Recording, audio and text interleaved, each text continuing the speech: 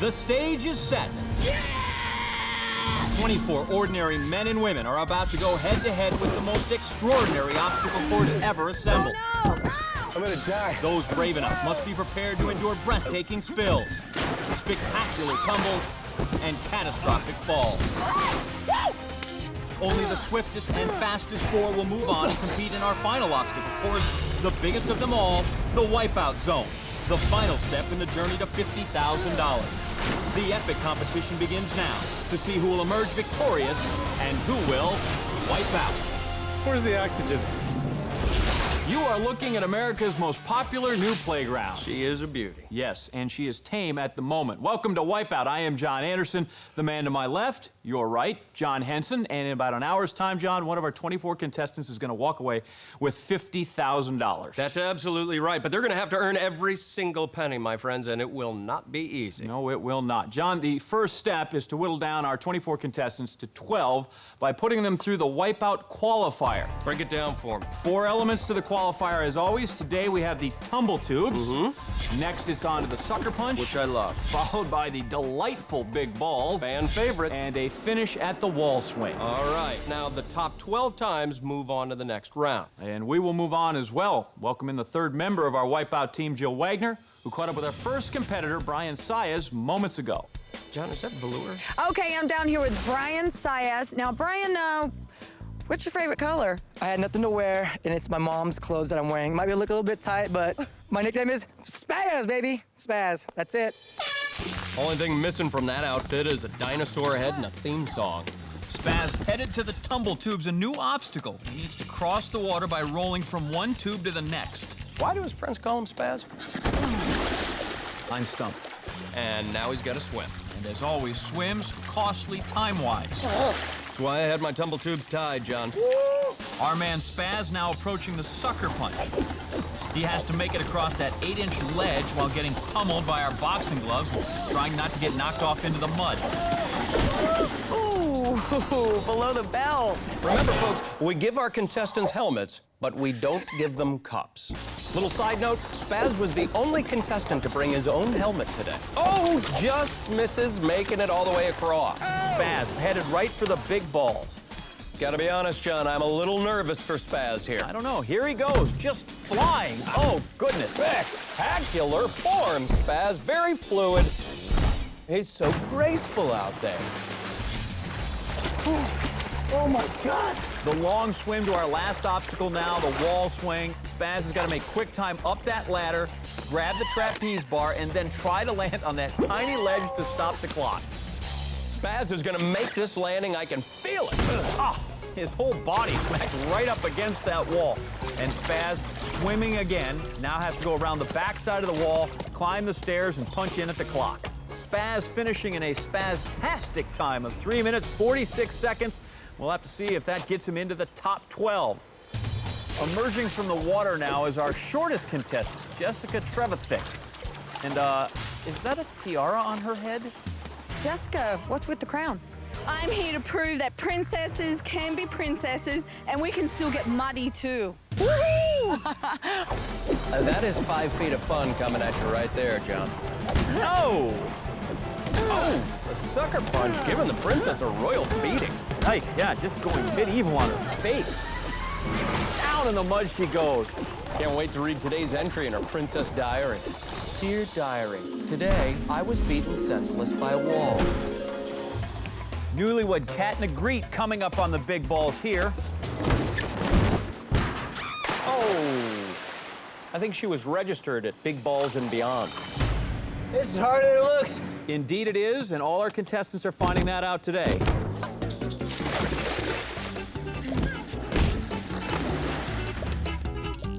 Oh, ouch. That's gonna be real pretty in 3 days. All right, here I go.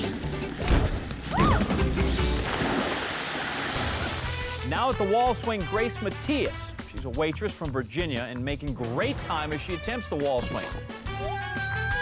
I got $5 as she makes it, John. You are on.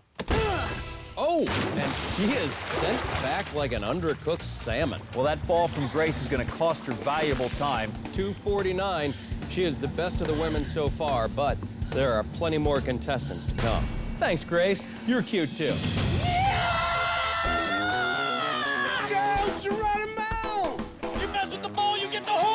They can talk the talk. Let's see if they can tumble the tubes. Well, clearly not her. She's walking backwards. You know, I think they'd have an easier time if they weren't on rolling tubes.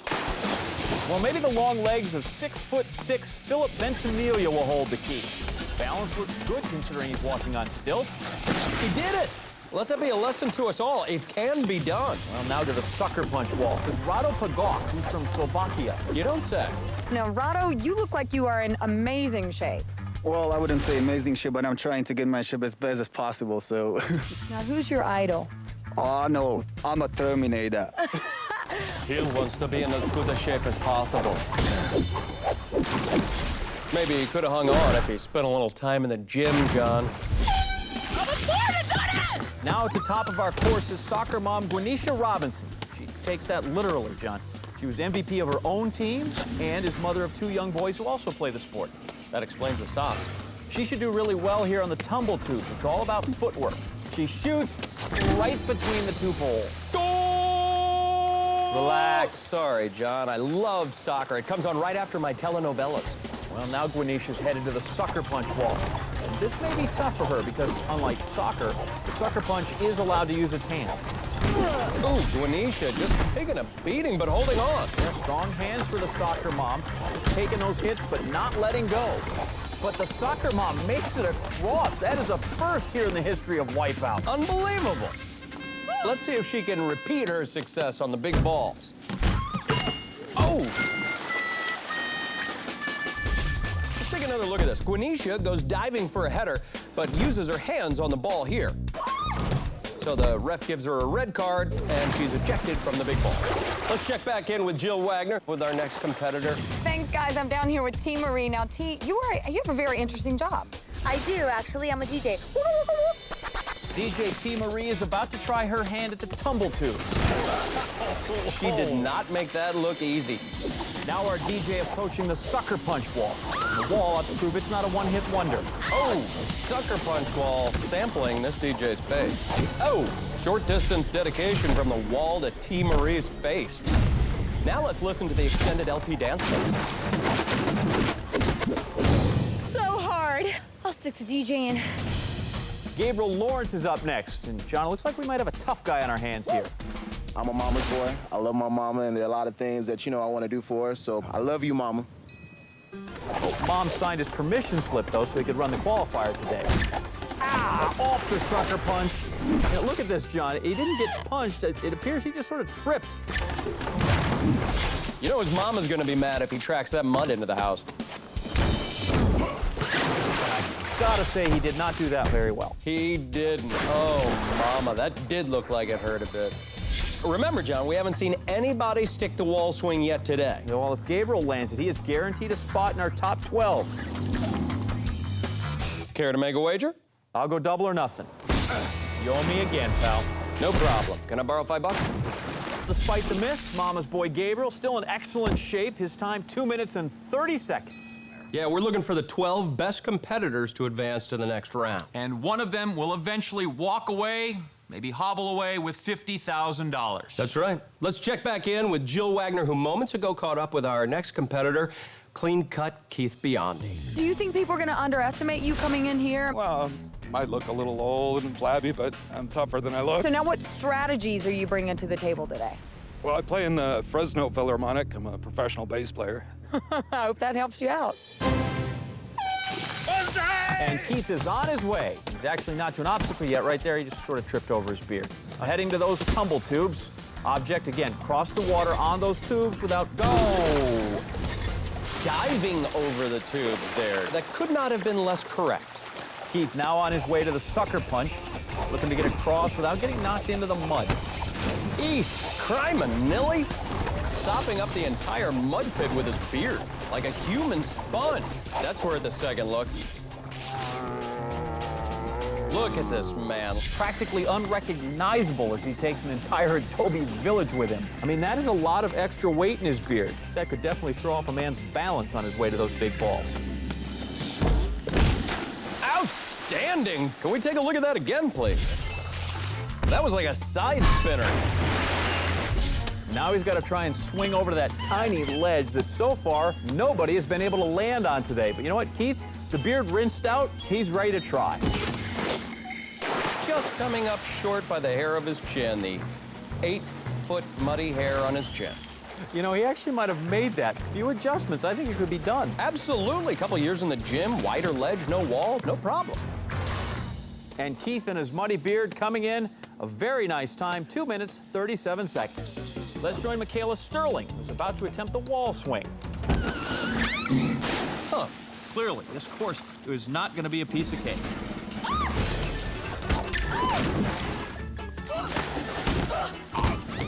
Up next is 19-year-old Taylor Johnson. John, look at her there. She seems genuinely surprised to be in that mud. Yeah, I don't think she's seen the show before. It's a tough course, John. It's going to take a tough nut to crack. Amen. King Kong ain't got nothing on me. That's Saye Yabonde, who Jill spoke with earlier. What do you want today? I want to win. So what strategies are you bringing to the table today? I want to win. How are you going to win? I'm just here to win. Not right. You know, John, winning isn't everything. Wiping out is. This water tastes good. Yeah, our warrior princess drinking this course up like fine champagne, John. Now at the wall swing. You know, this girl's got the drive, she's got the size. She could be the one to stick this. Saye pumped and incredibly vocal on our course. That's my girl.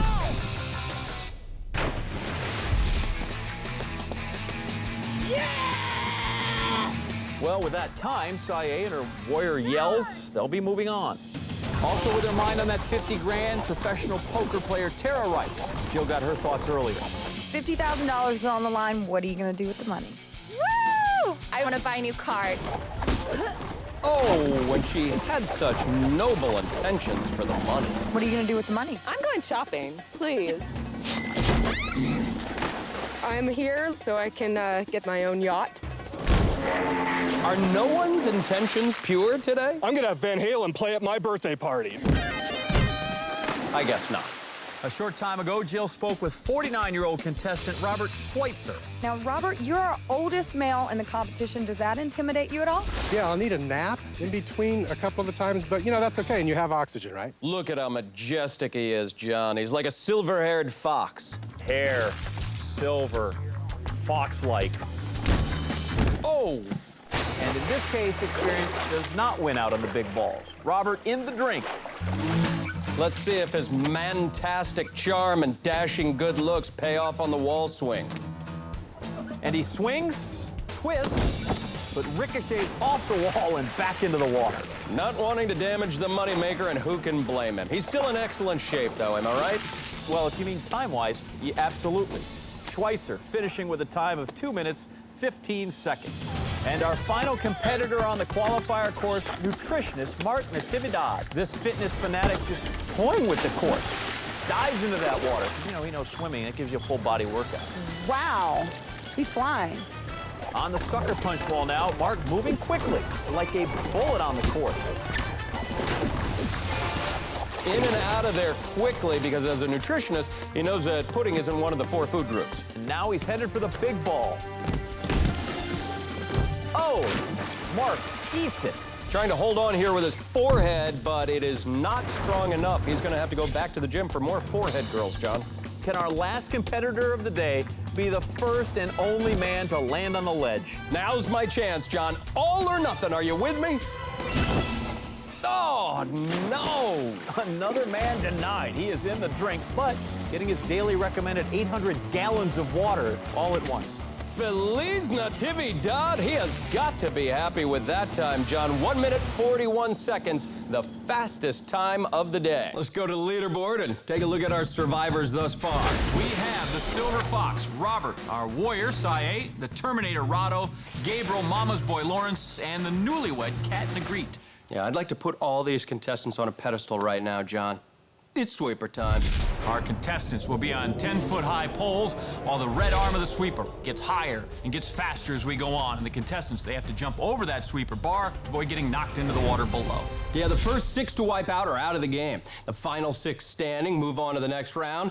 The last person standing gets a $1,000 bonus, and I laugh until I vomit. It's always nice to have a little extra cake in the pocket. Each week now, the sweeper brings us something special, something new. We've had sacks. That's right. Giant toothbrush. And this week, dodgeballs. Yes, I love dodgeball, John. Well, each contestant starts with 2 balls, so you'll love that. Awesome at dodgeball. I lettered in high school. I'm sure you're awesome. When the horn sounds and the sweeper begins, they can hurl those balls at the opponent, any one of them, trying to knock them off that pedestal. Just saying, I played Division II in college. Well, let's see how they handle their balls, Johnny, as we start the sweeper. This is going to be the best sweeper ever. Taylor Johnson seems pretty confident. But, John, why isn't she throwing her little red balls? Because she's too busy falling. Well, she's the first to go down in the sweeper, and that leaves us with 11 contestants standing. Gabriel's clip. Rado loses his balance and goes down, and Cheryl is in after him. Take a look at that again. The waitress, Grace, didn't like her tip and let soccer mom Gwenisha know about it. Outstanding. Then for a grand total of 30 seconds, our mama's boy had balls, and now even those are gone. What a waste. Look at him pull himself back up. Good save. And Rado, the Terminator, fumbling his dodgeballs as he goes down. Hasta la vista, Rado. As for Cheryl, the flight attendant, bye-bye. And that leaves us with 9 people standing. Make that 8. 6'6". Philip does his best impression of the Karate Kid. Sands the deck with his forehead and crashes into the water. So there are 8 contestants left standing. A lot of balls still left to be thrown. This is what pro dodgeballers call crunch time, John. Muddy Beard Keith launches one at the Silver Fox. Robert's firing. Oh, right off fitness fanatic Mark's head. Grace tries for Warrior Saye, and Gwenisha tries to take out Grace. She fails. John, I don't think the contestants understand sweeper dodgeball. You played in college. Help us out. Sure. John, at its purest form, the point of sweeper dodgeball is to hit your opponent while they're jumping, causing them to fall into the water. If you throw like my grandma, it's just a waste of a ball. If you throw at someone who's not jumping, it's hilarious, but it's a waste of a ball. I understand. And if you throw a ball while you're jumping, well, then you clearly need to see the stick figures again. We have 8 contestants left standing, 2 balls left to be thrown. I got 2 balls! Clearly, but feel free to throw them anytime now. And Saye does. Whoa! That one wasn't half bad, Johnny, but unfortunately that leaves now 8 contestants left standing with no balls. Except for soccer mom Gwenisha, who wants the sweeper sped up. And there it goes. We only need 2 more contestants to wipe out to get to that final 6. Oh my goodness, Lord help me please. Newlywed Katna Gree turns to prayer. Can she hold on? She goes down, leaving only 1 more contestant to wipe out. Oh, there goes Grace, and Gwenisha goes right after her. Grace seems to kiss her own rear end goodbye as Gwenisha, the soccer mom, gets Mia hammered by the sweeper. Rules clarification, since Grace hits the water first, Gwenisha will be moving on, but she is out of the running for the $1,000 bonus. I need $1,000. I got debt. Y'all gone home. 1 girl standing! Like a mountain goat. Yeah. Like a blind mountain goat, fitness fanatic Mark Natividad goes down. Ooh, Saye likes that. Then she's not paying attention. Which leaves us Silver Fox Robert, Muddy Beard Keith, and Mama's boy Gabriel. They're left standing. My mama want her baby to win. Come on now, y'all gone home. Mama, I'm trying, Mama. I'm done, man. Whoa, our Silver Fox just steps off the platform. I don't know if he was tired of jumping or just tired of hearing Gabriel talk about his mama. Mommy! Either way, that leaves us with 2 contestants standing. Gabriel Mama's boy Lawrence and Keith Muddybeard Biondi. So from 12, we're down to a game of 1-on-1. Both Keith and Gabriel struggling with every jump over that sweeper. Whoa, Gabriel almost goes down, and it looks like Keith might have a good shot at... No! Keith going down, and it is Gabriel who wins our $1,000 bonus. Whoa, whoa, whoa, whoa, whoa. Look out, Gabriel. Oh, sorry about that. Our bad. 6 contestants remain, but only 4 will advance to the wipeout zone and have a shot at winning that $50,000. That's right, but first our contestants must battle the Dreadmill. And this week, it's the flipper flop edition. Contestants will have to try to stay on this oversized treadmill for as long as possible while wearing flippers. The speed will increase as they try to avoid falling back in the danger zone. And it is a dangerous zone because beyond that lies a pit of razor blades. I mean, a pit of foam, rich, creamy foam. Still intimidating.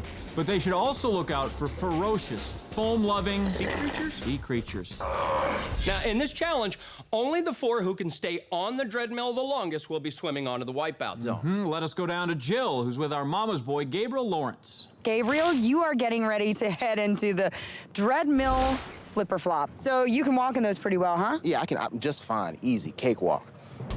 Okay, Gabriel is on the Dreadmill flipper flop with a Life Vest, flippers, and no water. Someone should tell him that the Dreadmill has started, John. Now, Gabriel will just have to stay on as long as he can while the Dreadmill gradually increases in speed. This should be a cakewalk. Although it's looking more like a duck walk. John, do you hear something? Uh-oh. Could it be one of those I think it is. ferocious sea creatures? Oh, John, that is one angry dolphin. All right, let's see how he handles it. And over the angry dolphin, and bit by the lobster. John, it looks like the fight occurred right there, but Gabriel instinctively protected himself. Man knows his priorities. And Gabriel back now hopping over sea creatures. And apparently that's a live bass. I believe that's a big mouth. Yeah, but good eating. Okay, makes it over, but is very close to the danger zone. Folks, with the Dreadmill speeding up and running in flippers, this cannot be easy. Oh, he is down, John. The time, 1:27 for Gabriel. John, let's take a look at that finish while Gabriel enjoys his lovely bubbles. It's said danger zone, and it's lived up to its name early. Okay, so Gabriel, was that as hard as it looks? Yeah, it was definitely difficult, and it's a little harder when you have a little injury. What did you do to yourself? I was practicing jumps and stuff like that, and pulled something in my groin area. So, yeah. Hey, I don't remember seeing him injure his groin area. Oh, yeah, he pulled it. Let's go back down to Jill. All right, thanks, guys. I'm down here with Keith at the Dreadmill flipper flop. Are you ready for this thing? I'm flipping out, I must say. Keith will handle the jokes around here. We're professionals, and we have a lot of sound effects. Okay, Gabriel, here's Keith. Now, what advice would you give him? Fall, just fall, let it go, Keith. See, and I would advise him not to pull your groin before this thing starts.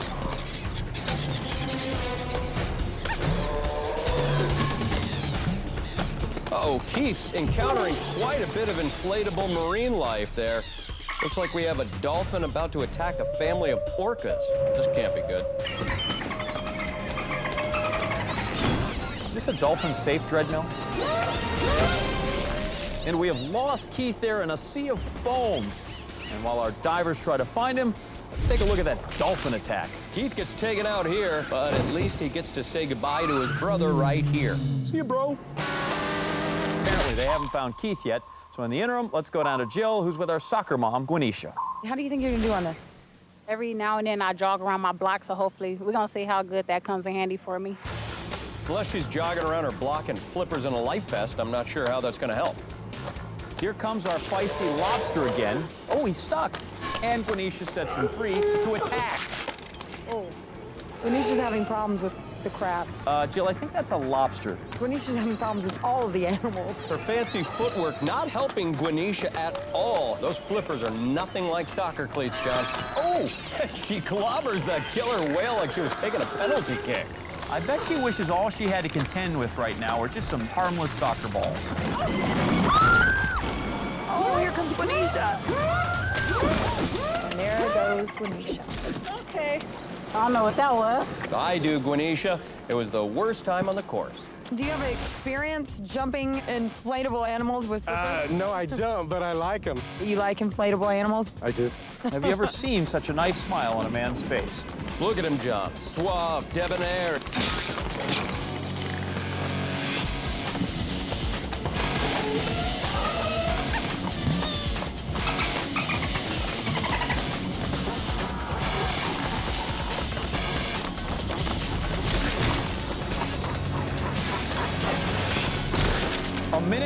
42 seconds. Silver Fox Robert Schweitzer, he's definitely going to be moving on to the wipeout zone. But that puts soccer mom Gwenisha on the bubble, and Muddybeard Keith Biondi not far behind with 2 more competitors to go. And Jill is down with Robert right now. Okay, Robert, tell me about that. It's really hard to run those flippers, but I still enjoyed the toys.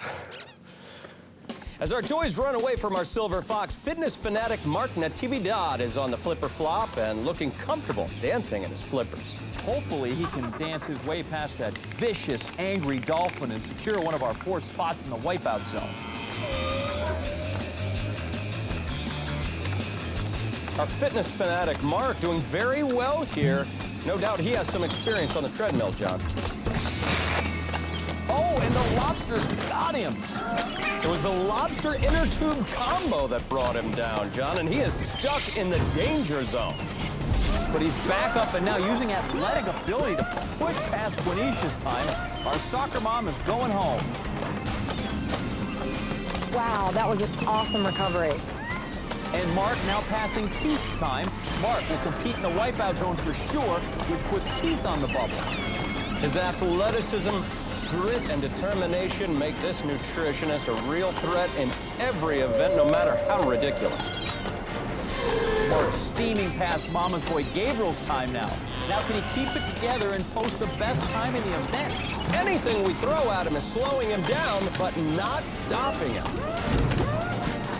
Oh no, finally he is off into the foam. The time 1:39, just short of the Silver Fox, but that now leaves Keith Muddybeard Biondi's fate in the hands of the warrior, Saye. Okay, guys, I'm down here with Saye. This should be easy for you. Yeah, it looked like my bathtub at home, so. Your bath at home has Mark in it? Yeah, it's about to go down.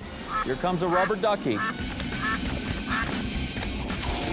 Uh-oh, here comes a killer whale. This could be a bloodbath. She's looking warrior strong, though. Out to beat 1 minute and 9 seconds to knock Muddybeard Keith out and make it to our final 4.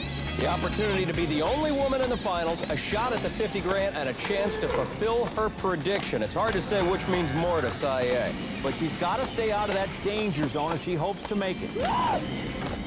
Starting to slip back further and further into the danger zone. She only needs to hang on for a few more seconds. This is going down to the wire with Keith's time, and yes, she will hang on and beat the bearded Keith Biondi by 1 second. Warrior Saye becomes our 4th competitor to move on to the wipeout zone. She will join our mama's boy Gabriel Lawrence, our Silver Fox Robert Schweitzer, and fitness fanatic Mark Natividad. And then there were 4. It all comes down to this. 4 competitors left, $50,000 on the line. And all they have to do is tackle the wipeout zone, which sounds significantly easier than it is. Yes, that's because contestants will first have to zip down a 45-degree water slide surrounded by fire. We call that killer surf. Then it's on to the barrel run, where they will have to leap over a series of barrels to make their way up to the top of the ramp. From there, they negotiate their way across the rope wall and confront the dreaded spinner. And they'll have to leap onto that slippery surface and fight the G-forces as it spins to make it across. Finally, it's the launch pads. These are a series of 4 trampolines that catapult our contestants to the next platform and perhaps $50,000. 4 contestants remain, and first up is Robert Silver Fox Schweitzer. Let's take a look back and see how he made it to the wipeout zone. Our oldest competitor started off the day with a spectacular tumble off the big balls, but recovered quickly and refused to be tripped up by the sweeper. Then his determination on the Dreadmill helped Robert make the leap into the wipeout zone. And it all comes down to this, our 49-year-old Silver Fox Robert Schweitzer. Schweitzer, the perfect pike position. And a 9.0 from the Russian judge. Let's take another peek at that one. Schweitzer, our oldest competitor, but a youthful enthusiasm that has served him well all day long here on Wipeout. First on the Dreadmill, top 4 on the Qualifier, and is now on the barrel run, which he is handling with ease.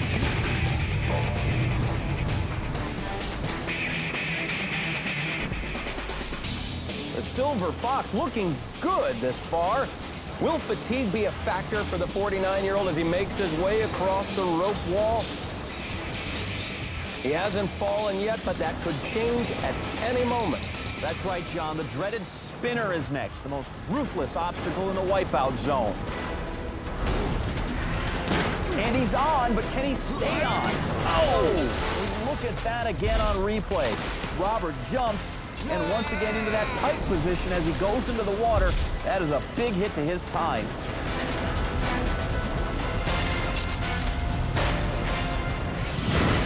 Looks like he's safely on this time, and now it's time to make that jump to the launch pad podium. A brutal face plant. Gosh, that gave me a headache, John. Come on. Focus, Grasshopper. The spinner giving the 49-year-old pause. Perhaps the third time's the charm. Looks to be so here. He's secure. And again, that precarious jump over to the podium. That's a good 7-8 foot gap there. Clearing the space this time. But look at him. Tired, exhausted, and achy, I would imagine, all over at this point. All that is left is the fourth element now of our Wipeout zone. Those are the launch pads. The Silver Fox trying to become the oldest competitor ever to win the Wipeout zone. History and money to be made for Robert with 2 launch pads to go. Drawing up next to the last launch pad and one final 8-foot leap before he finishes. Time ticking away. He leaps! Stop that clock. 11 minutes, 35 seconds. A solid time for our 49-year-old. Now he just has to see if that time will hold up through 3 challenges. I love you, mama. Doing this for you. The first of those challenges will come from Gabriel Mama's Boy Lawrence. Earlier today, Gabriel tripped up by the sucker punch wall, but still blazed through our qualifier with a top 5 finish. On the sweeper, he swept up the competition and the $1,000 bonus. Then on the Dreadmill, even flippers couldn't trip up our mama's boy on his swim to the Wipeout zone. There's the horn sending him off. Yeah, go, baby! Our leader, Robert Schweitzer, looking on. The time to beat 11:35. That's a fairly delicate landing there. Well done by the 26-year-old from Houston, Texas. We take another look, and, well, thankfully, no dolphins or killer whales in there this time. But Gabriel a little slow coming out of the water as he makes his way up to the barrel run there. Perhaps that nagging groin injury coming back to haunt him. Just over a minute as he approaches the rope wall. That is just off Robert's time, so he's faring very well so far. I mean, this is where mentally you can lose your focus. He needs to gather himself. Sort of a battle within at this point. If this mama's boy wants to bring home the bacon, John, he is going to have to make his mama proud by not falling his way through the second half of the course like Robert did. Yes, because up next, it is the spinner. Remember, Robert Schweitzer took 3 times to make it across. Oh, and he suffers the same fate as Robert Schweitzer, and he will have to swim all the way back to the other side.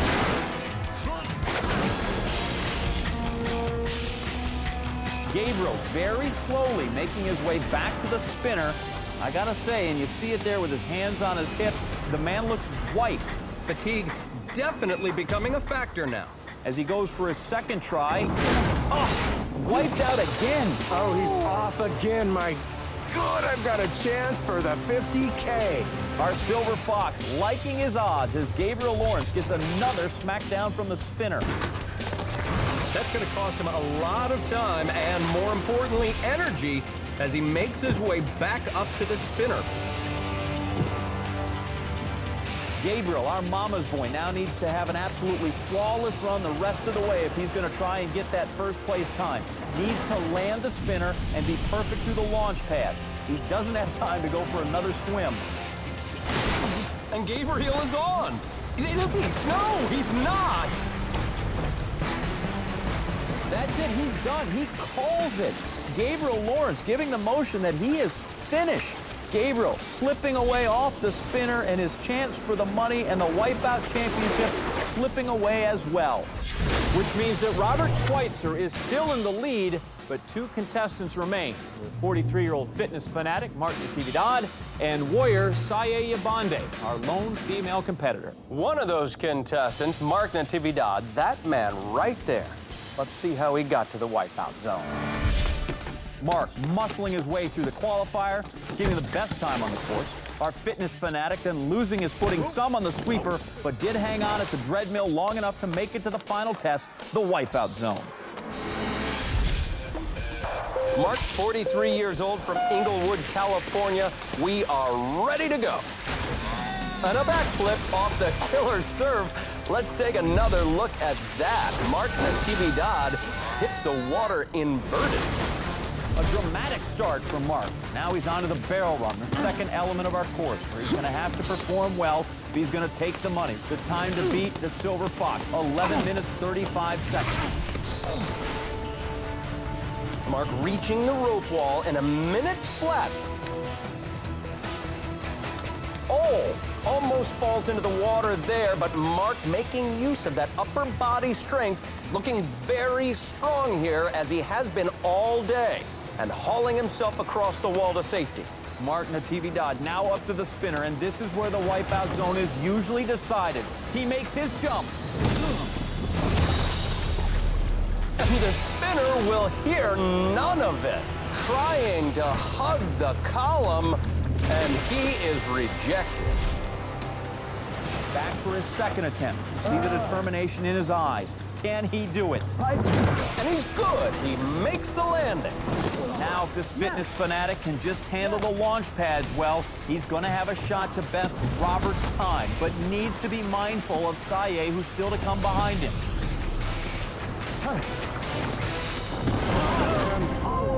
He's down. That's one. I may have a chance. And a costly fall for the Inglewood nutritionist, and he has to be dazed, as now he must swim all the way back to the beginning of the launch pads. John, can he recover? 2 trampolines in one move. Mark needs to stay clean to unseat the Silver Fox, Robert Schweitzer. Mark hanging on by his fingernails there. You can see muscles burning, $50,000 on the line. Victory in his sights. Can Mark do it? Yes, he can, and we have a new leader by more than 3 minutes. Mark Natividad, 8 minutes, 23 seconds, the new time to beat. All right, Saye, I want a good, clean, fair fight. Let's go show the boys what you're made of. Let's do this. All right. Saye started the day in warrior mode, and that sent her flying through the qualifier and onto the sweeper, where she let everybody know she was in charge. I got 2 balls! She flopped at the Dreadmill, but she managed to make the cut by a single second, giving our warrior a ticket to the Wipeout Zone. And here she goes, 26 years old, warrior Saye, in complete control of her fate. 8 minutes, 23 seconds from victory or disappointment. Saye definitely getting her warrior face on there. She has been a feisty competitor all day long, and you can guarantee the other contestants know she is going to be a factor here in the Wipeout Zone. Fire in the background, and you can see the fiery spirit in our 26-year-old's eyes, battling as she makes her way through the barrel run. Trails Mark by about 45 seconds as she gets herself along the rope wall. Listen to that yell. Saye wants it, and she wants it bad. Not one contestant has made it across the spinner on their first attempt, and Saye is not going to be any different. Our lone remaining female competitor showing fierce determination on that spinner, but the spinner having none of it. Back up for another try on this third obstacle. Perhaps the warrior Saye humbled a bit here by the spinner. And she is off again. This is looking good for Mark Natividad. Now, she can't afford to lose much more time here. This might just cost her $50,000. Warrior Saye, no room for error. She has to make this jump.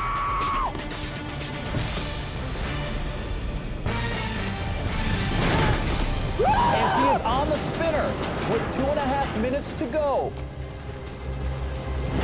Here comes the platform, and Saye doesn't jump. No.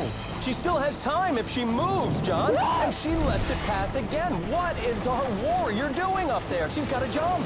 The $50,000 slipping away. Where is that warrior spirit we have been seeing all day from Saye? The horn blows, signaling the end for Saye. Perhaps the warrior humbled a bit here by the spinner. And Mark Natividad, $50,000 to our winner. Congratulations, big guy. Back to you guys. We are done here. Here's the winner, Mark. Woo! Tune in next week now for new contestants, new obstacles, and of course, Johnny, more wipeouts. I'm John Anderson, bidding you farewell. And for our counterpart, Jill Wagner, I'm John Henson. Good night and big balls.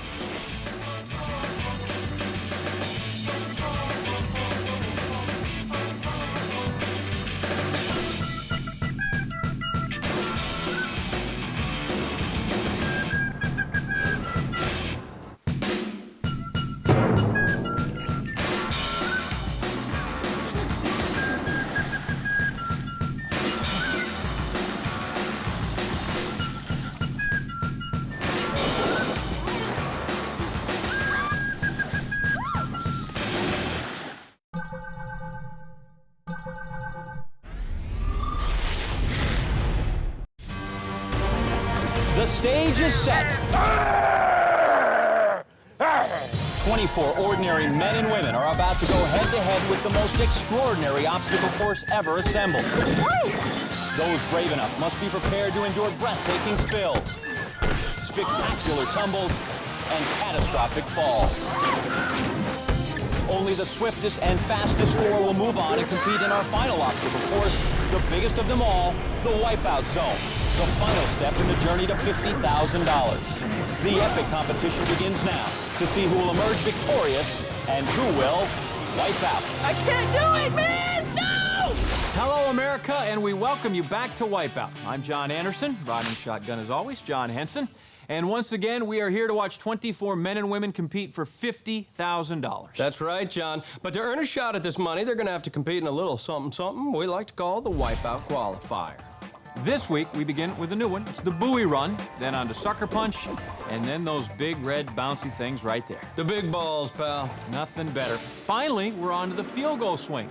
The fastest 12 times will advance to the next round and be closer to that $50,000. The third member of our broadcast team, Jill Wagner, caught up with our first competitor, a former Marine, just moments ago. All right, thanks, guys. I'm down here with Erwin. Now, $50,000, was that your motivating factor to come on the show today? 50K, mama, get the bacon ready, because daddy's bringing home the bread, baby. Holla at a player, ABC, are you ready for me? Woo!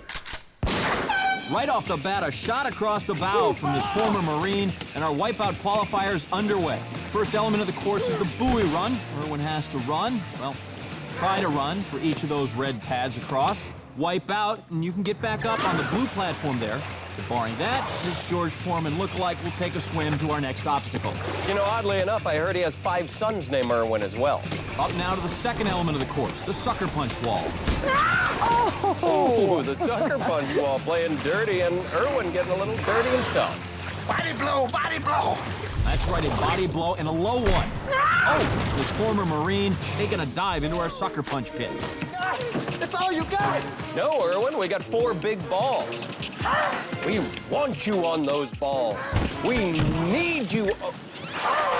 Oh, boy. Take another look at this lack of success. You can't handle the big balls, Erwin.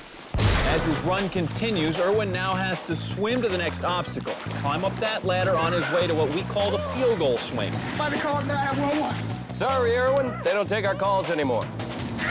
Erwin there at the field goal swing. Jill, any chance this goes well? 2 times is just right.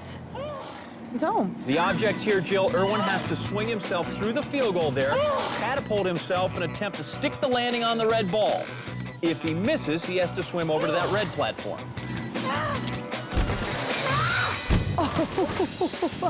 Wow, inverted. A huge plunge for Erwin. Worth several replays. Now Erwin still must swim, since he didn't land on that ball, to the red platform to finish his qualifier. This is one tough Marine. Really?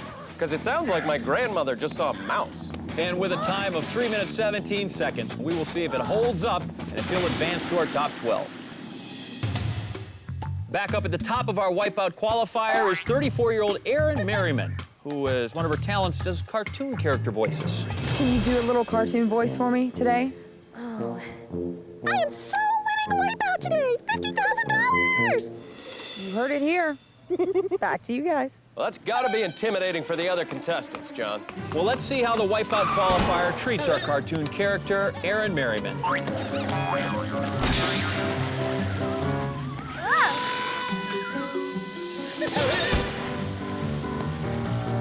Our cartoon character onto the sucker punch now and still wearing her hat.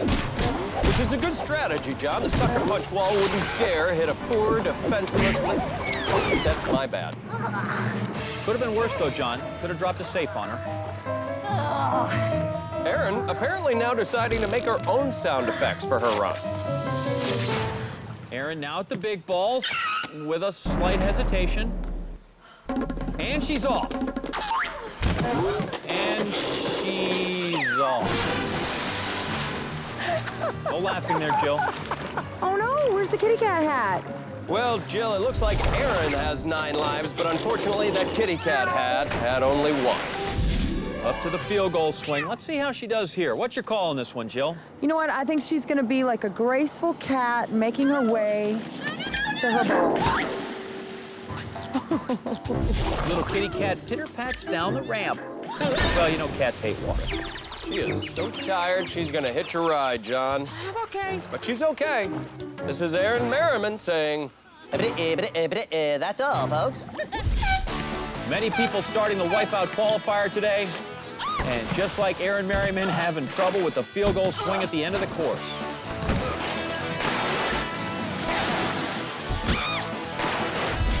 In now to attempt the field goal swing, 35-year-old software developer Matthew Thies. Oh, what a painful-looking finish. I'm good. Don't worry. Matthew says he's good. Let's find out if our next competitor is in the same state of mind. Back down to Jill. Hi guys, all right, thanks. I'm down here with Jessica. Jessica, what made you want to come on Wipeout? With that money, I would love to buy a Potbelly pig for one and another cat. Wow, so you're kind of like an animal lover. Oh, I am an animal lover. I want to be an animal cop. You know, John, I was arrested by an animal cop once. I spent 6 months in a petting zoo. I don't like to talk about it. We pick up Jessica at the sucker punch. Let's see how she fares in this fight. Oh, she's got such a cute little face. I don't want her to get punched. Oh, maybe I jinxed her. You almost jinxed her head off. But amazingly, she still has a smile on her face. Jessica, look at that. She should be smiling. Our first competitor to cross the sucker punch all day. Our animal lover bouncing off the big balls like a gazelle, but Jessica still grinning ear to ear.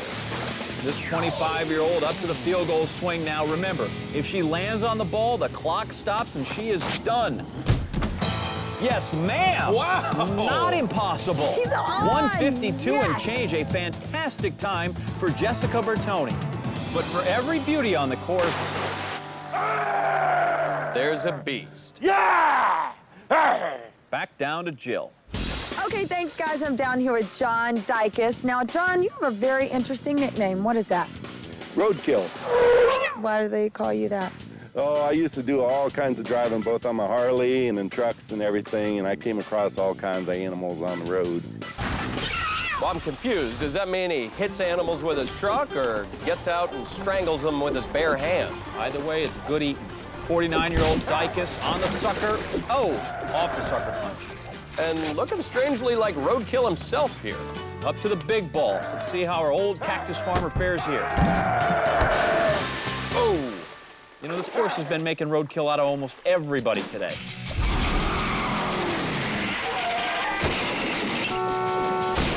Oh!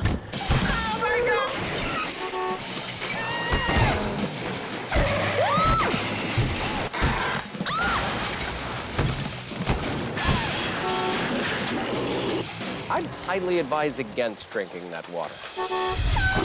Up next is preschool teacher Charles Zauja, whose kids call him Mr. Charles. And my goodness, look at that hustle. All the way across the buoy run, best we have seen today, flying through our course. Maybe borrowing chewable vitamins from the kids. The purple ones are the best. Charles is already at the big balls, and Charles is off the big balls. Off the big balls, but Charles is in charge of this qualifier. Already on our field goal swing. Let's see how he fares here. Ooh, Charles missing the top of the ball, and side of it there not good enough. He'll have to swim over to the red platform. Pretty sure Mr. Charles, our preschool teacher, has gained a spot in our top 12.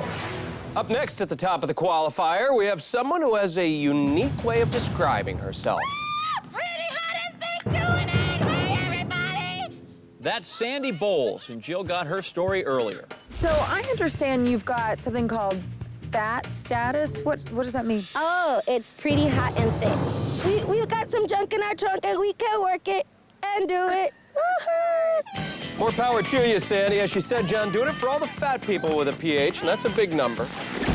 And she's on the first non-obstacle. Sandy's not quite at the buoy run yet, but just hang on, guys. She's gonna get there. Well, Sandy's arrived at the buoy run. Shouldn't be too hard. Remember, just stepping from one to the other. But now on to the sucker punch, although Sandy has chewed up a decent amount of time in getting here. Remember, she says she has fat status. That's pretty hot and thick status. Looks like now she's leaning towards pretty hot and tired status. Here's Sandy. It looks like she's ready to take on the big balls. First step's a doozy. Oh, in the face of the big balls, looks like she is pretty hot and terrified. Wow. Now onto the field goal swing. Let's see here. You know, on second thought, I can't watch. I will. Let's look at Sandy's technique there. Sandy trying to go down knees first. Afraid that didn't work, yeah. The finish around the 10-minute mark. I didn't quit! Yeah, she won't be moving on, but good for her, John. She looks pretty hot and triumph. That's Robert Duff, a self-professed geek. Let's go! Which you would never know from the super awesome karate moves. Robert says he'd use the 50 grand for grad school. Well, our geek who wants to go to grad school now preparing for an education in sucker punch. Or, as he calls it, high school. Robert, one of our smaller contestants, just 5'7", working across the mud pit. Oh, he nearly made it. All right, John, barring a massive wedgie or a wet willy, Robert's gonna try the big ball. Oh! Robert, clearly more of a mathlete than an athlete, John. Still making good time as he moves over to the field goal swing. The field goal swing reminding Robert of all the high school sports that he didn't play. Quality time finishes at 2:09. That number for Robert, probably a lock to move him into the second round. Action continuing now over at the sucker punch. That's 32-year-old John Curtis, a bartender from Vegas. Oh, replay. I demand replay. Oh, this Vegas bartender. Now a showgirl, John. Oh, mercy. Hey, make it a double on the rocks. Our Vegas bartender absorbing a lot of punishment below the belt today. Rolling snake eyes, if you will. Oh, right on the Vegas strip there, John. And below the belt, flying over the top of the field goal swing. Well done. Last call. Thank you. 2 minutes, 11 seconds. A very nice time for below the belt John Curtis. Now from one baller to another up at the top of the course. This is Chris Quignon, who calls himself B-Boy Spider and says he's been breakdancing for 17 years. I did it wrong, dude. Can I do it one more time? Absolutely not. You shouldn't have done it the first time. B-Boy up to the big balls with one of the better times we've had so far. Oh, a huge leap. Oh, boyakasha. John, these big balls be bugging. So true, John Anderson. They do indeed be bugging. A lightning quick recovery, though, puts Chris Quignon at the end of the course, and he's finishing with flair. Good job. This is 23-year-old personal trainer Krista Witorsky, and right now she's actually training for a marathon. Does it involve 26 miles of big balls? Doesn't look like it. No, the big balls have continued to be a stern taskmaster on the Wipeout Qualifier today.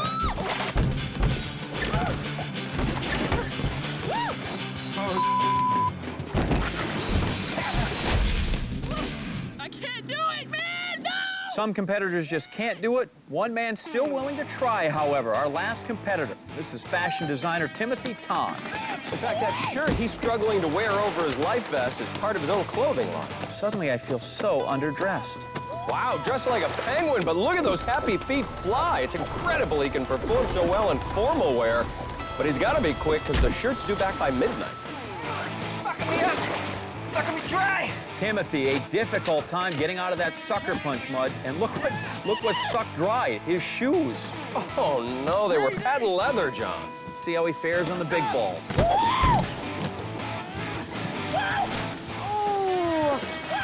Oh, you know, you just have to hope that shirt is pre-shrunk at this point, John. Whoops. That guy just rocked this course. Timothy, good job. A good job indeed. Let's take a look at our leaderboard after the qualifier. Smiley animal lover Jessica Bertoni, along with personal trainer Krista Witorsky and preschool teacher Charles Zauja have advanced. Also among the last 12, software developer Matthew Thies, B-boy Chris Quignon, and our favorite clothing designer Timothy Ton still in the running. Yep, and now we look to a dear old friend to pare these 12 down to 6. The sweeper.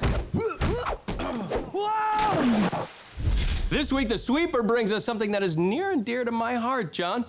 It's the crowbar. Get it? Because there are crows on the bar. I see that. They're not vultures? No, they're crows. It's a crowbar. All right, I understand. The contestants will be on 10-foot-high poles as the crowbar moves in a sweeping motion. They'll have to jump over the crows and see through the smoke to avoid smacking into the water below. To be honest, I didn't realize you were this kind of a bird lover. We like to be called ornithologists, John. Well, you'll love this then. The final 6 contestants standing move on, and the last person upright gets a $1,000 bonus. By the way, did you know that a group of crows is called a murder of crows, John? Do tell. Murder. Let's get down to the action. Show me what you got, birds. Software developer Matthew Thies perched in the first position to face the sweeper. It's a crowbar, John, the malicious smoking crowbar. And the murder of crows wastes no time taking its first victim. Murder. Matthew Thies, the software developer, gets the boot, leaving 11 contestants standing to face the malicious smoking crowbar. Sure. Whoa! The second contestant to go down is Lily Asvar. John, Lily is a waitress. She tried to serve up some crow barbecue. She ends up getting smoked instead. All right, 10 contestants still playing, which means we only need 4 more to wipe out before we're down to our final 6. Oh, yeah, Tony Robertson gets clipped there. I love this crowbar. Tony eats crow, then platform. Tell it hurt. Look at the other contestants' reaction. Wait, where have I seen that look from below the belt, John Curtis? Oh, yeah, the sucker punch. Well, that leaves 9 contestants standing to battle it out with our crows. You killed a bird! Apparently, Krista Witorsky, not a member of the Audubon Society, because she's the first contestant to strike back at those birds. Yeah, if you love a crow, set it free. If it comes back, it's yours. If not, it's dead. John, do you know that the crow is an omen of revenge in Greek mythology? Ah, well, in that case, they just got their revenge on Krista. You know what they say, revenge is a dish best served crowed. And with the crow's revenge, we only need 2 more people to wipe out before we get to our final 6. There goes Yolanda Azil, and she's still clinging to that pole as the crows circle like vultures. Or crows. She's gonna have to get herself back up now. Gotta get on that platform so she can jump over the bar. Her day's over. And she can't do it, and that means she's out. Now we only need 1 more person to wipe out before we get to that final 6. Oh, last girl! I got my technique down, okay? Our animal lover, Jessica Bertoni, might have her technique down, but she's not in the clear yet. Oh, and there goes the lone specialist, Tyler Jorgensen. So the horn sounds to begin our bonus round. The final 6 contestants battling it out for $1,000 while the crowbar gets higher and faster. I think I can do this technique for much longer. No. And animal lover Jessica Bertoni goes down. Her technique was to step through the hole left by the freed bird to avoid hitting the other crows. An animal lover after my own heart. Yeah, well, her love of animals leaves us now with just 5 contestants left to wipe out. Oh, it is going down right now. Fashion designer Timothy Ton with some tough words. Ooh, the the Black Crows with a formal request for Tuxedo Tim to leave. That means only 3 more contestants need to wipe out now to get to our sweeper winner.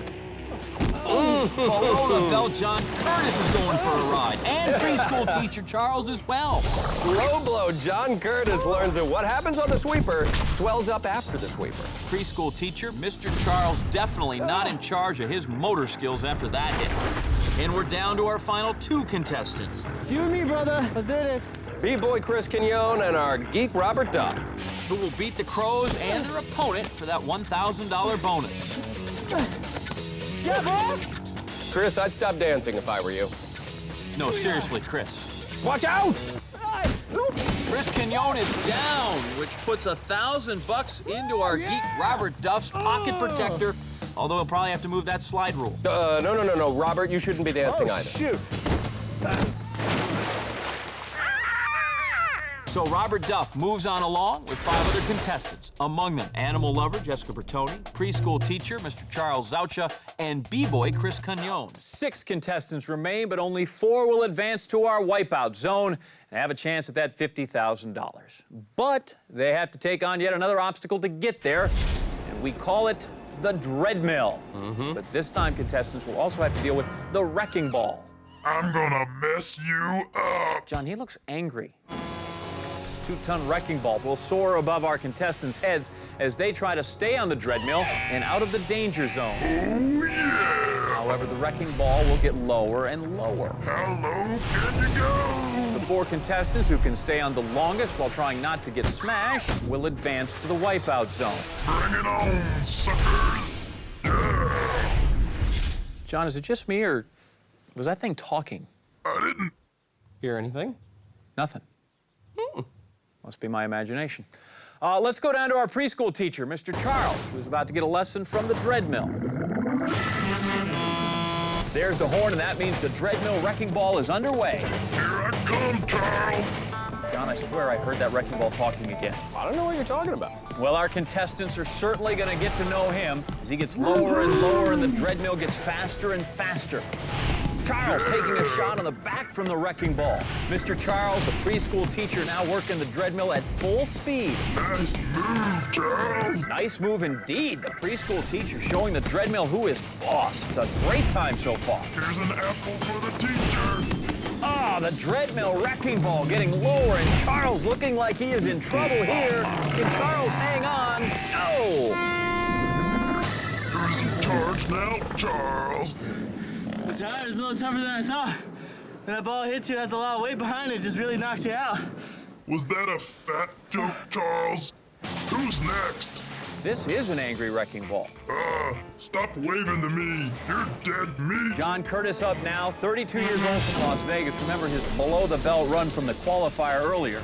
He's underway here on the Dreadmill wrecking ball. The time to beat 2 minutes, 34 seconds. Come on, baby. I'm not your baby. I'm your daddy. How low are you going? Lower than you. Well, that's low. Stop talking. Nice little banter there between Curtis and the wrecking ball.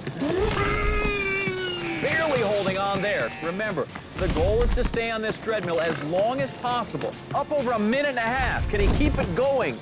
Now going towards the back of the Dreadmill. It's over. A minute and 36. That is well below Charles' time. And now he'll have to wait out 4 more contestants. Who's next? Who's next? How about a geek? Meet Robert Duff, Mr. Wrecking Ball. Nice to meet you, geek. I can't wait to wail on you. Let's see if the Dreadmill wrecking ball likes anybody. Remember, Robert Duff won the sweeper in only 5.7, so he's got moxie and $1,000. Posted one of the better times in the Qualifier. He's definitely been one of our better contenders all day. Impressive. Want to get ice cream after your beating? Robert Duff dropping down to his hands again. Dreadmill at full speed now, trying to beat Charles' time, 2:34. Oh, can he recover? Falls flat again. Will he hang on? A barrel roll before getting blasted by the wrecking ball. The Dreadmill wrecking ball, ruthless today. He is not out to make friends. Who's the geek now? Wait a minute. Perhaps he'll warm to b-boy Chris Quignon. I'm gonna knock that name right off your shirt, b-boy. Well, Chris Quignon, apparently 17 years of breakdancing, delivering these whack moves. Stop doing those stupid moves. 17 years and that's all you got, B-boy. Look at Chris Quignon showboating in defiance of the wrecking ball. Not sure you want to anchor him. Look at this guy. Tempting fate here by just showing off. Oh my gosh. Chris Quignon showboating has ended his day. You're a moron. No way. I was trying to show off. That was whack. Whack indeed, Chris. Take another look. The man had 7 feet to spare. Chris Quignon showboating, costing him the 50 grand. Imagine how many sports jerseys that could buy. Who's this? Well, this is 25-year-old animal lover Jessica Bertoni. I'm in love. Oh, good Lord. I'm gonna get a closer look at you. Mr. Wrecking Ball, please. Let's get married. This is upsetting. Now, Wrecking Ball obviously in love with Jessica Bertoni, who is... Stop. How about a kiss on the cheek? The softest kiss the Wrecking Ball can give may not be soft enough for animal lover Jessica Bertoni. We'll have to see. Come here, baby. Jessica running well, passing the 30-second mark, doing well so far. Oh, boy. This isn't even the hard part yet. I know. Meeting each other's family will be the hard part. Oh, my goodness. You hang in there. Animal lover Jessica Bertoni, the beauty, trying not to kiss the beast. Sorry, honey, it's my job. Not good. Don't take it personally. Jessica sliding back here to the danger zone at 112. How much does she have left? Especially with Cupid's arrow hovering above her. You always hurt the one you love. No, she is finished at 123. Better than Chris Quignon, but still on the bubble. Jessica flattens herself against the Dreadmill, avoids the Wrecking Ball, but ends up in our lovely little pit of spring flowers there. That was hard from the beginning. My legs are out of shape. It's okay, Jessica. I'm out of shape, too. So as it stands now, Chris Quignon definitely will not make the wipeout zone. Jessica Bertoni, she is on the bubble. Only Timothy Tone can unseat her. Oh, yeah. Let's get it on, Timothy. Timothy Tone, the only man who can knock Jessica off. He can see her time, 123. That's what Timothy needs to beat in order to advance to the wipeout zone. I like your shirt, Timothy. Can I borrow it for my date with Jessica? What are you, Mr. Wrecking Ball, about a 6XL? Everybody stop the fat jokes. It makes me mad. Timothy looking good so far. Determination there in his eyes. An excellent duck there. Approaching the 50-second mark. Timothy looking awfully good. It's a good thing you're tiny, Tim. And again, avoiding the ball pretty well. Remember, Timothy only 5'8". That'll help him. And trouble for Timothy. He's down, struggling to regain his footing. And Timothy Tone is out. Jessica Bertoni in. A dramatic upset. Timothy Tone, $50,000 just sliding right out of his grasp. Nice doing business with you, Timothy. And that leaves us 4. Animal lover Jessica Bertoni's advancing. Mr. Charles, the preschool teacher. Below the belt, John Curtis. And the geek, Robert Duff. There are only 4 contestants left battling it out for the grand prize of $50,000. And to make the wipeout zone even more difficult and infinitely more fun tonight, we have added 100,000 gallons of foam. Take a look at all them bubbles. As for the course, contestants will first battle the killer surf, but with a twist this time. They have to pick one of these 3 modes of transportation, or they can ride down bareback. Then it's on to the barrel run, where contestants will have to leap over a series of oncoming barrels and make their way to the top of the ramp. Then they make their way to the next element of the course. Oh, goody, it's the dreaded spinner. The remaining 4 will have to leap onto that slippery turning surface to make it across. Finally, it's the launch pads, which tonight will force contestants to battle through a hail of foam, which has filled the wipeout zone to the brim. 4 contestants left, as we've mentioned. First up, self-professed geek Robert Duff, and he is down with Jill. Tell me what you're feeling right now. I am so amped. This thing is colossal. Kind of scared, but I'm ready to go. Let's review how Robert Duff made it to the wipeout zone. Let's go! Well, he definitely battled the qualifier for all the geeks out there. His vertical leap helped him win the sweeper, despite being only 5'7", earning him a cool $1,000. Then he took a beating on the Dreadmill wrecking ball, but managed to land a spot here in the wipeout zone. Wipeout zone ready to go. Robert has chosen the sled. Down the killer surf, we are underway. Oh, and Robert going in nearly head first. The sled didn't carry him too far. You gotta wonder if that was the aerodynamic choice for our self-professed geek. On to the second element of the course. This is the barrel run. Robert looking all right early. Again, only 5'7", perhaps might have some trouble with the barrels. And he is off. A fall from the barrel run. Take another look at this. Robert, just a little light in the cakes, and that barrel forcing him right off into the water.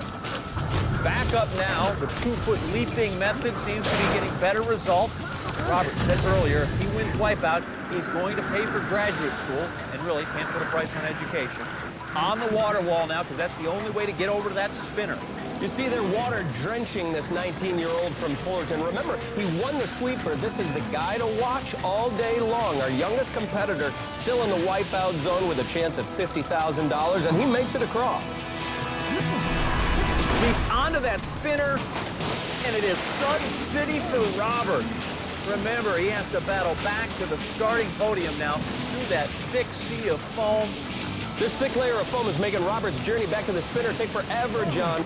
Cannot be easy. Look at him struggling there to swim. You can see him land okay, but remember, that spinner is slick, and he just slides right off it. Finally, free of the foam and back in the game. A lot of time lost. Falls off the spinner, just so damaging, both time-wise, physically, so draining. Robert on again, and again thrown off. And even worse, he's on the far end of the spinner this time when he goes off. He's going to have an even longer, more exhausting swim. And Robert needs to stay out of that foam if he wants to finish this course and put in a solid time here. All right, looks like he's finally on safely. Another challenge, though. Got to make that 8-foot leap. He's done it there. So 3 to get on, 1 to get off. Moment of celebration for Robert Duff. Well earned, to be sure. But the final element of the course, the launch pad, still to contend with. That foam raining down, making things even slicker for the contestants to make it across. Only 2 launch pads remain for Robert Duff to post a time here tonight. Again, $50,000 on the line, John.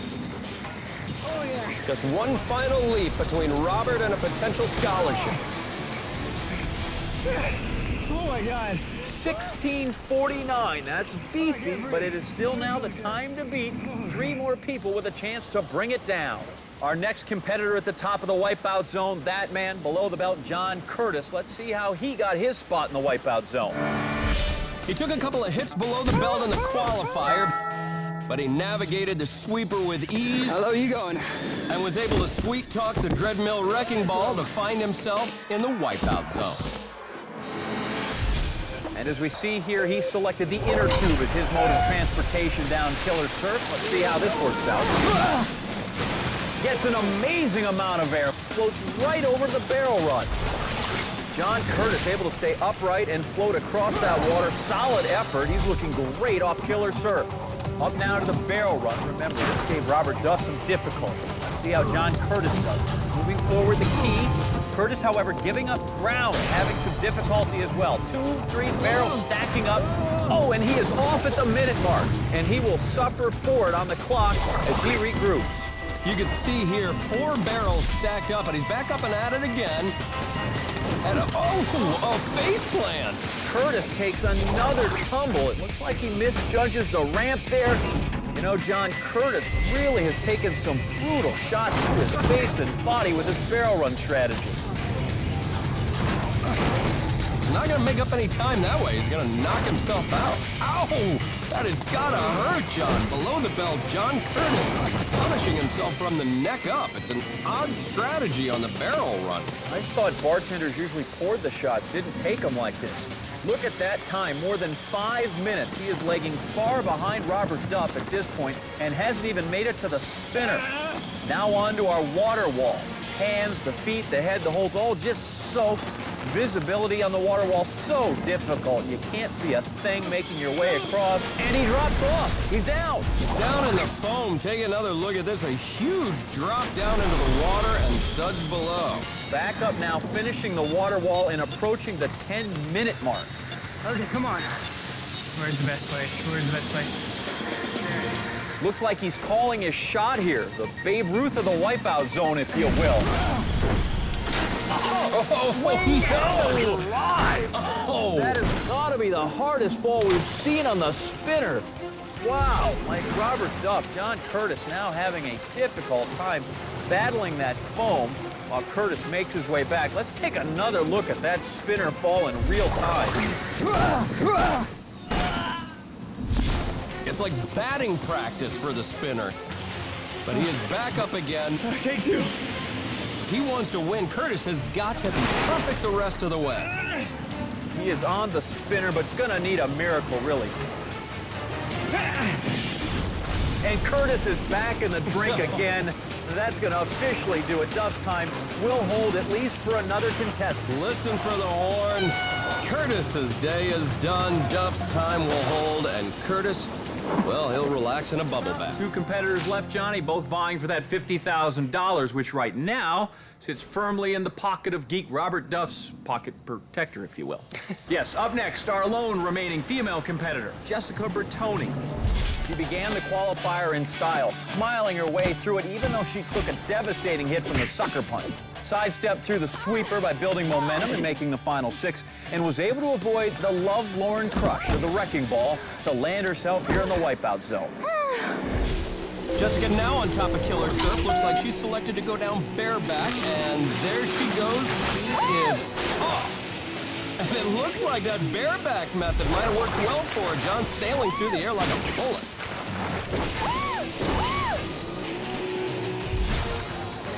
On to the second element of the course. This is the barrel run, and Jessica having a bad time of it right off the bat. Under siege. This is slippery. Look at Jessica smiling no matter how many barrels stack up against her. I love that attitude. The barrel run just giving her fits, but you know, she's staying on the ramp, which is a time saver compared to the alternative. Oh, taking it right in the noggin, still a smile on her face. And although Jessica took a lot of punishment from those barrels, she hasn't taken a fall. Not a bad time thus far. Onto the water wall. Carefully tiptoeing across again. Water making those holds very slippery, John. Almost to the spinner platform. And she falls off. The water wall is so difficult. There's just no visibility. The water relentlessly pounding down. But she's back up again, looking good, and now onto the spinner platform. Okay, this is intimidating. Remember, Robert fell off twice, as did John Curtis. Let's see if Jessica can get it now. Not to be. The spinner swatting her off like a rag doll. And now she has to swim back, and that foam making it so difficult and tiresome in the water. Bending Jessica backwards and casting her off into that thick and heavy foam. She continues, though, to fight on. Another shot at the spinner. Makes her jump. Oh my gosh, lucky me. How did that happen? Oh my gosh. Dizzy, dizzy, dizzy.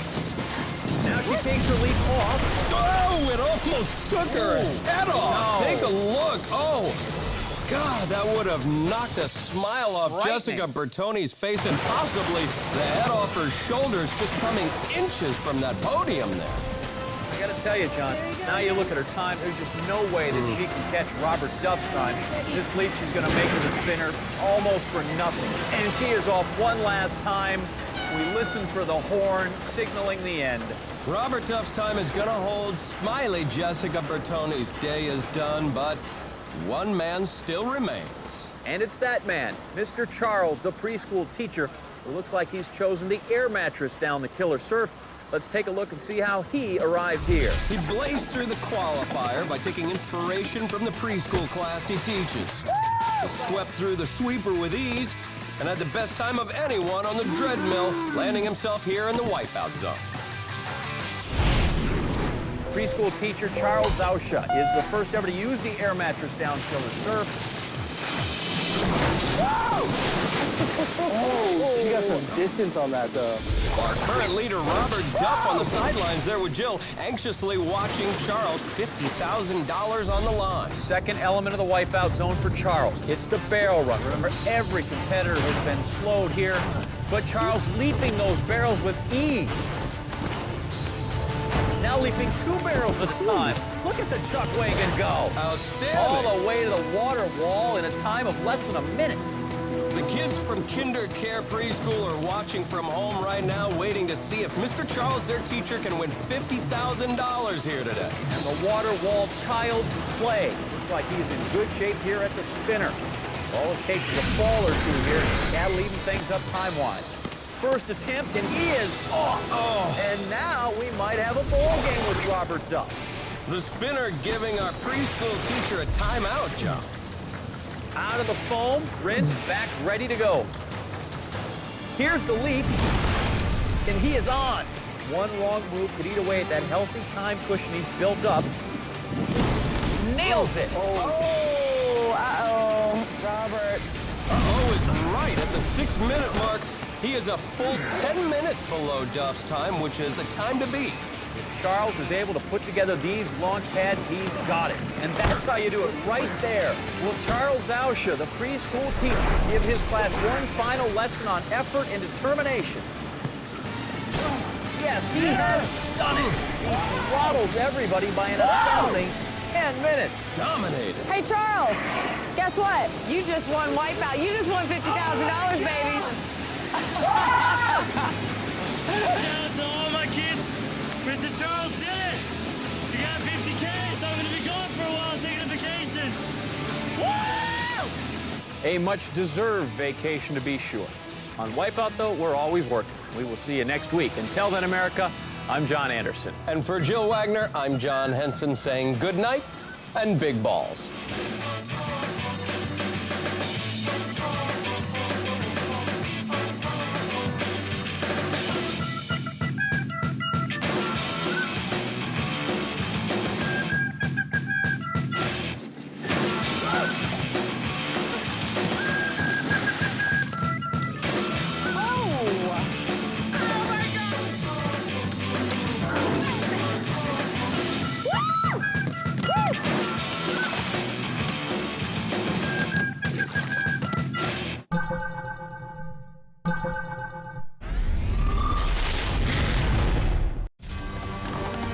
The stage is set.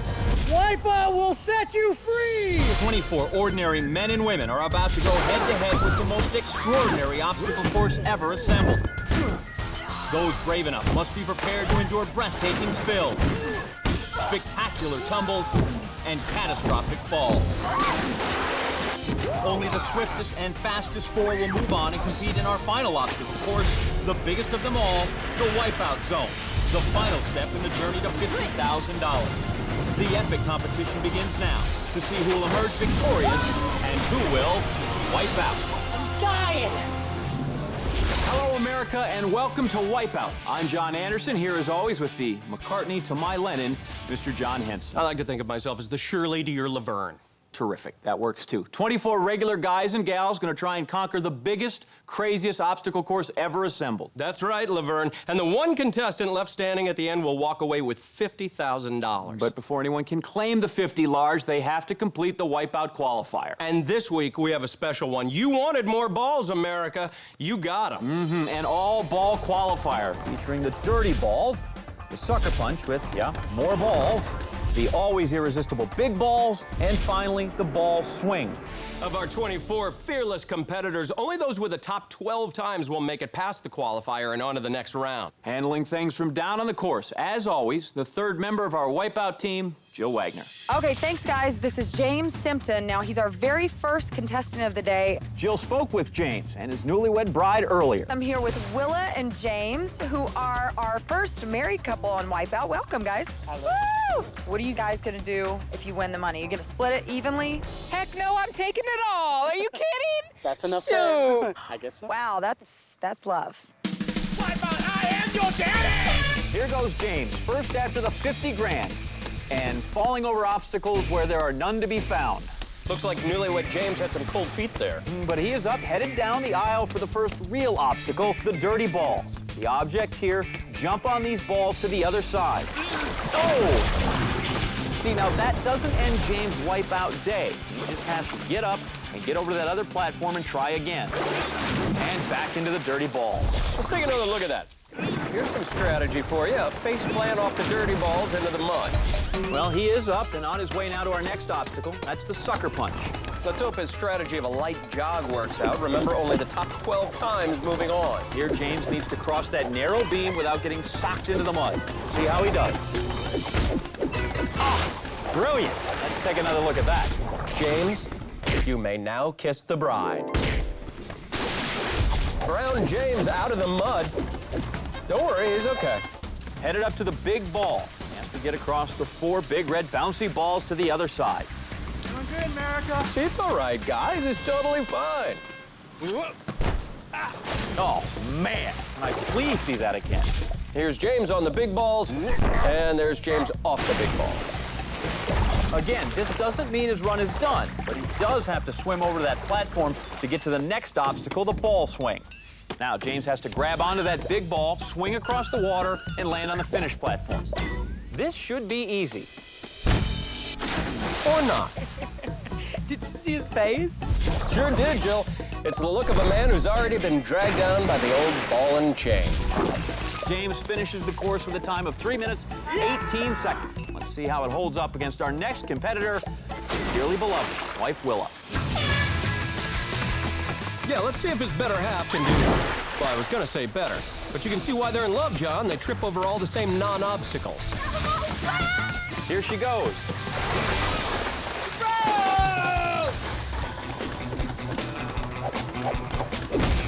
And Will is dumped into the ball pit. John, what are those balls anyway? This is our Wipeout training facility. If they eat right and drink milk, they'll grow up to be the big balls. Here she goes. Ooh. See, it looks like she did better with the little balls. Not like her husband James did much better. Coming up to the ball swing now. Jill, you're down there. Give her some encouragement. Come on, Willa, you gotta beat your husband. Here she goes. Will she do it? No. Willa, a time of, wait, hold on. A time of 5 minutes, 14 seconds. She may not have beaten her husband, but she did complete a very tricky course. Wipeout will set you free! Johnny, a lot of people approaching this course with reckless abandon today. Or not. Yeah, here's Jessica Waller, a bit more measured, giving the competition a change of pace. I'm good. And now a change of direction. The head start strategy on our dirty balls.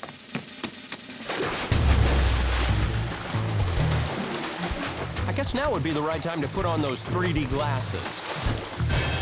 All right, let's go over to daylight and the sucker punch. There's Jessica Horton. Now, she's got a really interesting story. Never mind. Anyway, like I said, never mind. Let's go over to the big balls, where we find 43-year-old Sean Kirby. Now, he's one of the world's top-ranked competitive eaters. Oh, my Yashi, that looked painful. Sean's so hungry to win, he goes back for seconds on that first ball. Now let's go back to the top of the course with our next contestant, Jacob Mann. Jacob, now what is your motto going through the course here today? I'm laid back at lunchtime and I'm aggressive at crunch time. Let's get it. All right, this is crunch time, right? Crunch time. Jacob the Man getting ready for punch time, flying over to the sucker punch wall. Ooh, now it's crunch time, John. After that, Jacob may not be man he once was. I feel for him. All right, headed up for the big balls. Oh, no. That's not funny, Jill. It's hysterical. Absolutely. See it again. See that again. Now, that's something Jacob will be telling his kids about one day, if he adopts. It appears Jacob's taking the all-ball qualifier a bit too literally. Balls? Did somebody say balls? Ow! Oh! Ah! Oh!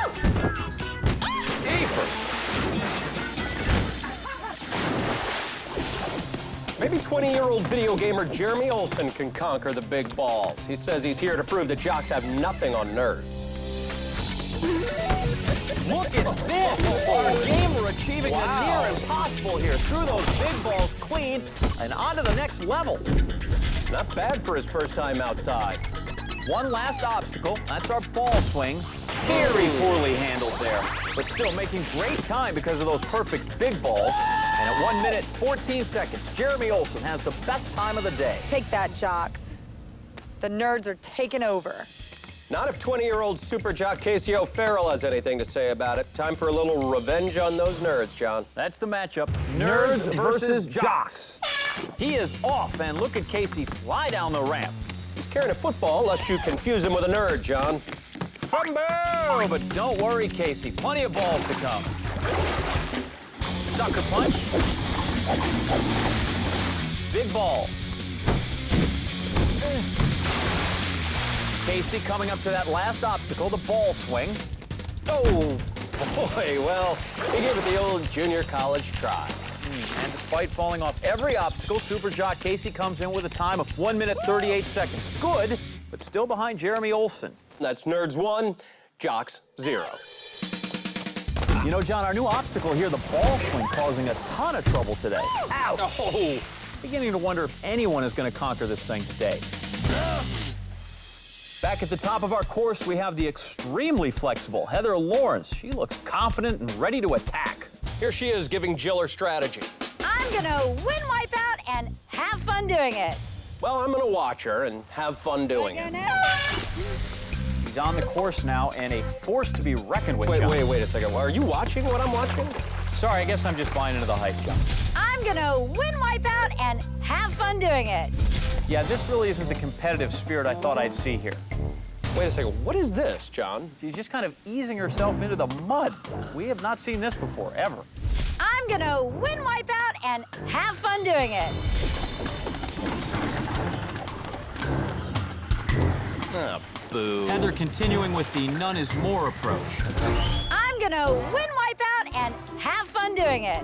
Heather, it's no fun for anyone if you don't even try the stunts. I feel like an idiot. Don't say that. You're not an idiot. You're lazy. There's a difference. Now what's she doing? I quit! Don't think of it as quitting, Heather. Think of it as winning the award for the worst contestant in Wipeout history. The 24 contestants who began the day, only the top 12 will move on to our next round. And those who do will be one step closer to the grand prize of $50,000. And the next eager contestant here on the Ball-O-Rama, 21-year-old Brandon Bermudez. Horn means go, Brandon. Giddy up, big fella. Go. Down prematurely, but you know what? He's up on his way to that first obstacle. Actually, he just created a new one. That's right, John. We call it the right turn.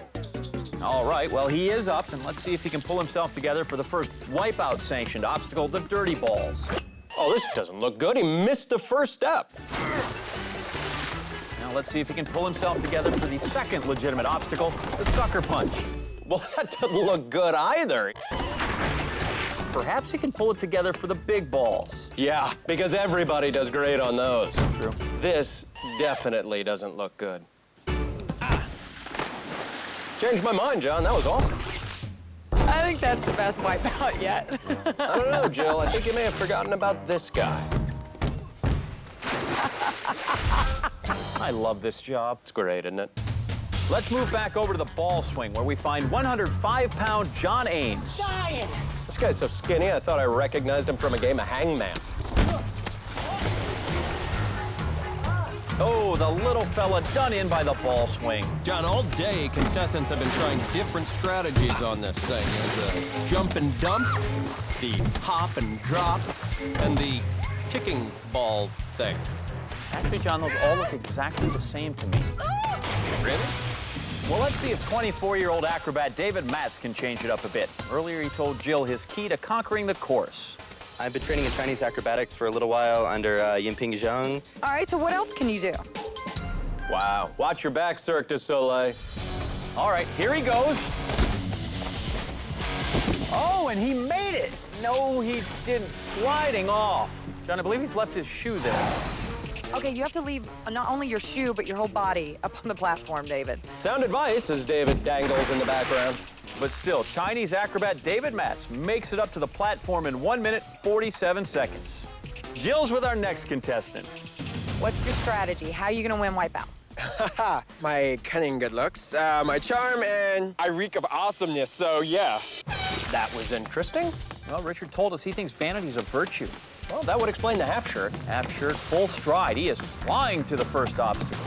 Oh, he makes the first platform. Dressed like Olivia Newton-John and ready to get physical. Physical? Well, he's moving pretty well for being visually impaired. Just as well. I don't think he wants to see what's next. Ouch! Oh. Fist on the wall. Who's the most swollen of them all?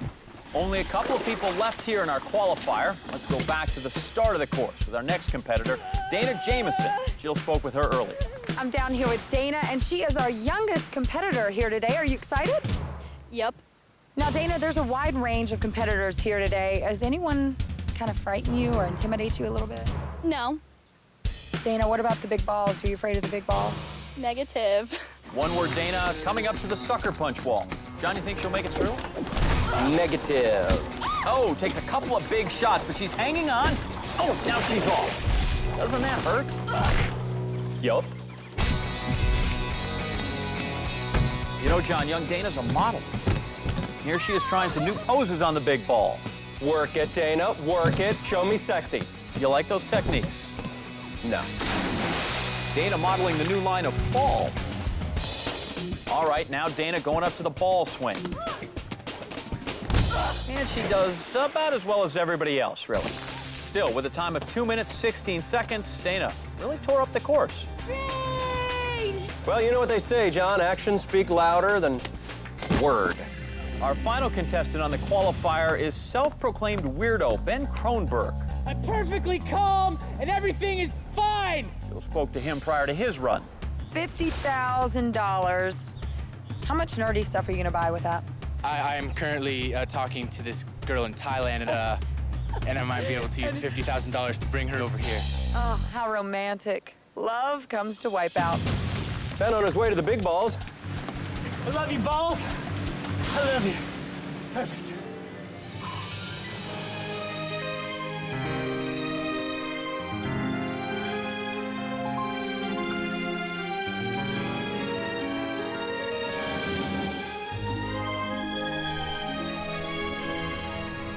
Wow. And the big balls love him back. He's made it. John, let's see if Ben has the same kind of chemistry with the ball swing. Uh-oh, I know that look. All right, you know what? Now it's getting weird.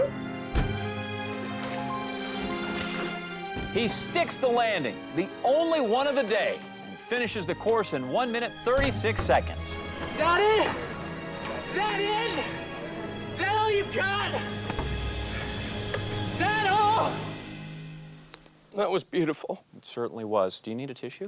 No. You're all right? All right, because our ball-loving weirdo Ben will be moving on. You'll see him again in the next round. Well, let's take a look at who'll be joining him. We've got our nerd gamer Jeremy Olson, Chinese acrobat David Max, narcissist Richard Gale, and teeny tiny John Ames. Also moving on, one-word model Dana Jameson, Crunch Time's Jacob Mann, jock Casey O'Farrell, and competitive eater Sean Kirby.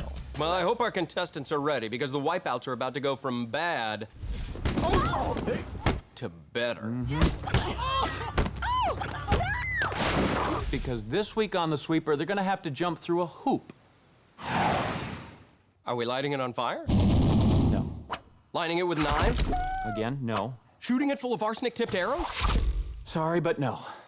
God, you're not any fun anymore. A lot of people tell me that. It will be hard enough, however. Contestants have to stand on a 10-foot high pole as the giant hoop swings around in a sweeping motion. They have to jump through that hoop, stay on the podium to stay in the game. Remember, crashing into the water, bad. As always, the final 6 contestants will move on, and the last contestant standing wins a $1,000 bonus. Let's get right down to the action. And Dana with a little war cry as a sweeper begins. Let's see how Jody Elliott in the first position handles all the hoopla. Water! She fails to handle it all, really. Yeah, it's a quick ending for Jody's hoop dreams. And that leaves us 11 contestants left standing. Oh, Jessica Horton takes one off the face. Yeah, take another look, John. Ooh, Horton, here's a headache. I gotta admit, this looks a lot harder than I thought. That is not easy. It's certainly not easy for Richard Gale, who's the third contestant to wipe out. Yeah, I think our narcissist saw his own reflection in the water and became distracted. So with 9 contestants left upright, we only need 3 more wipeouts before the final 6 can battle it out for that $1,000 bonus. Oh, Katie Graham loses her balance. And with the sweeper's arm getting higher and faster, it is knocking contestants off left and right. There goes Sean, and John Ames right behind him. Competitive eater Sean Kirby bites the big one and hits the water to wash it down. Are we not gonna say anything about his socks? Not a thing. Okay, and after Sean goes down, John Ames decides to go really, really skinny dipping. Malnourished dipping, if you ask me. We are down to our final 6 who are gonna hang out for the $1,000 bonus round. And it seems most of the contestants have found a rhythm except for Casey the jock, who appears to be doing a Jacob man. It's a Jacob man. That's a Jacob man. In fact, at this point, I think it might be a Jacob woman. All right, well, we still have 6 people left standing. Still be cooler if the hoop was on fire. Maybe next season, John. Oh, Jacob Crunch Time Man goes down. There's a Jacob man. Yeah, as he predicted, John, for Jacob, it was... Crunch time. It is crunch time, Johnny. We only need 4 more wipeouts before we move on. Whoa! Jeremy goes flying. And there goes Ben.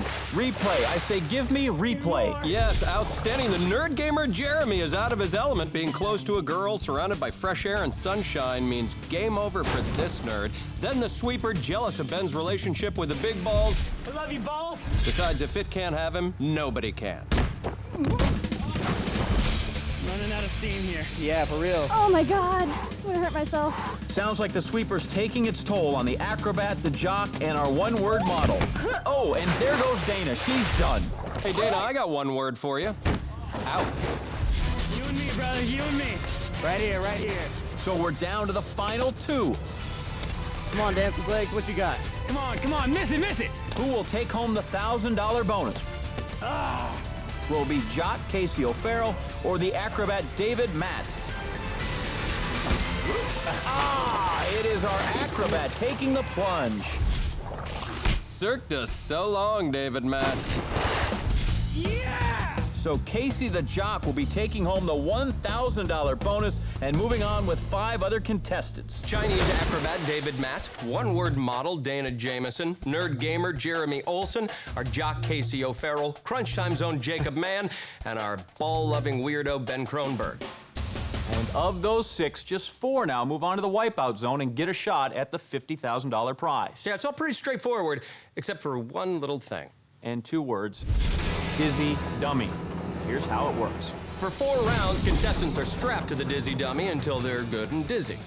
First, they'll face the slippery snakes, and the first person to the platform moves on to the wipeout zone. The remaining 5 get back on the dizzy dummy and do the barrel spill. One will advance from there, and when that is done, we spin again. But as you know, John, we like to shake things up here, so to make this dizzy dummy extra challenging, we just gave them a very special lunch. I had all this Mexican food. Tacos, Taquitos, burritos, sour cream. I had a nice taco. With a cup of concentrated Kool-Aid. We're gonna be looking for all of that on the dizzy dummy. Back to you guys. Sounds like a recipe for Wipeout Picante. All right, the contestants are strapped in. Let's go down to the dizzy dummy. Or, as it's known in Spanish, El Carrusel del Estúpido. Round 1, slippery snakes are up. First to slither across, earning a spot in the wipeout zone. And here we go. Welcome to the dizzy dummy. Here we see Chinese acrobat David using a technique from Peking to avoid puking. I think they're feeling that lunch come up. Jill, that might explain the silence. My guess is they're trying to keep down the... burritos, and the... sour cream. And of course, the... Nice taco. And the dummies with full tummies are off. Dave in the lead praying he can see straight. The rest of the group hobbling dizzily behind, except for Jacob. Dave is first on the slippery snakes using the Yin Ping Zheng ancient technique of slippery snake. But here come the rest. Casey trying to catch him some nerd. Here comes crunch time. Yeah, that's not gonna end well. Up at the top of the course, Dave looks like he's got it. The Chinese acrobat becomes the first to move on to the wipeout zone. Guys, he's got it. Really, he's got it. Bit of a pile up there on the slippery snakes. Back at the beginning, Jacob is trying to prevent his own kind of pile up. I quit. Hold on, what's going on? very bad motion sickness, and I feel like if you don't move, you're gonna get some taco on you. Oh. Jill, he's not kidding. You better move. All right, back to you guys. Thanks, Jill. And as Jacob saunters away, let's take a nostalgic look back at crunch time. Again, please. One more for the road. So long, Jacob. Sorry, you had to split. So Jacob is out of the game, and we move on to round 2. 4 players remaining for 3 spots and a chance at $50,000. The barrel spill is up. What would be the best food to eat before you get on this? Nothing. Well, that's the great thing about the dummy, John. You only eat once, but you get to taste it twice. They are off. Lizzie Dana heads towards the wrong course, and gamer Jeremy leads the pack. Here comes Dana, Ben, and the hair-adjusting jock. Jeremy playing human Frogger, Ribbit. Here comes the model looking pretty. Looking pretty bad at this so far. Jock Casey tries to blitz, but here comes the weirdo. Casey jumps, misses. Ben jumping, also missing. Now they have to go back to the start and do it all over again. Meanwhile, at the top of the course, our gamer nearly home. Oh, and now dangerously close to finishing. Here comes the model showing off this fall's dizzy dummy wear with life vest and matching helmet. Very slimming in the head area. Jeremy still trying to kick his way to victory. Still anybody's game, though. Except for those two, I can tell you that. Jeremy's flailing around like a hooked trout. Here comes the jock. He smells nerd in distress, certainly, and he is primed to make his move. Hopefully that's not his move. Jeremy, sensing the jock's presence, kicks harder than ever. He either really wants the money or really doesn't want to go back in the dizzy dummy. The scent of nerd chum in the water drives the jock into a frenzy, and he jumps. The nerd, sensing that jock is there, kicks one final time, and he is up. Nerd gamer Jeremy will be the second contestant to move on to the wipeout zone. So the nerd makes it across, but our jock will have to spin again if he wants to go to the wipeout zone. There are 3 contestants, 2 spots remaining, and the slippery snakes are up again. It's just the jock, the one-word model, and super weird Ben, who actually enjoys this. And they are off and dizzier than ever. Dana trips over her own feet. Ben trying really hard not to go left. The jock is on. Thanks for playing. The weirdo's up, still going left. Dana using her catwalk skills, literally on all 4s. But the guys are coming for her. However, Dana's on it, Dana's in it, Dana's stuck. But here comes the jock hoping for a power play. Dana is up. Casey's coming for her. But she's made it. Casey is too late.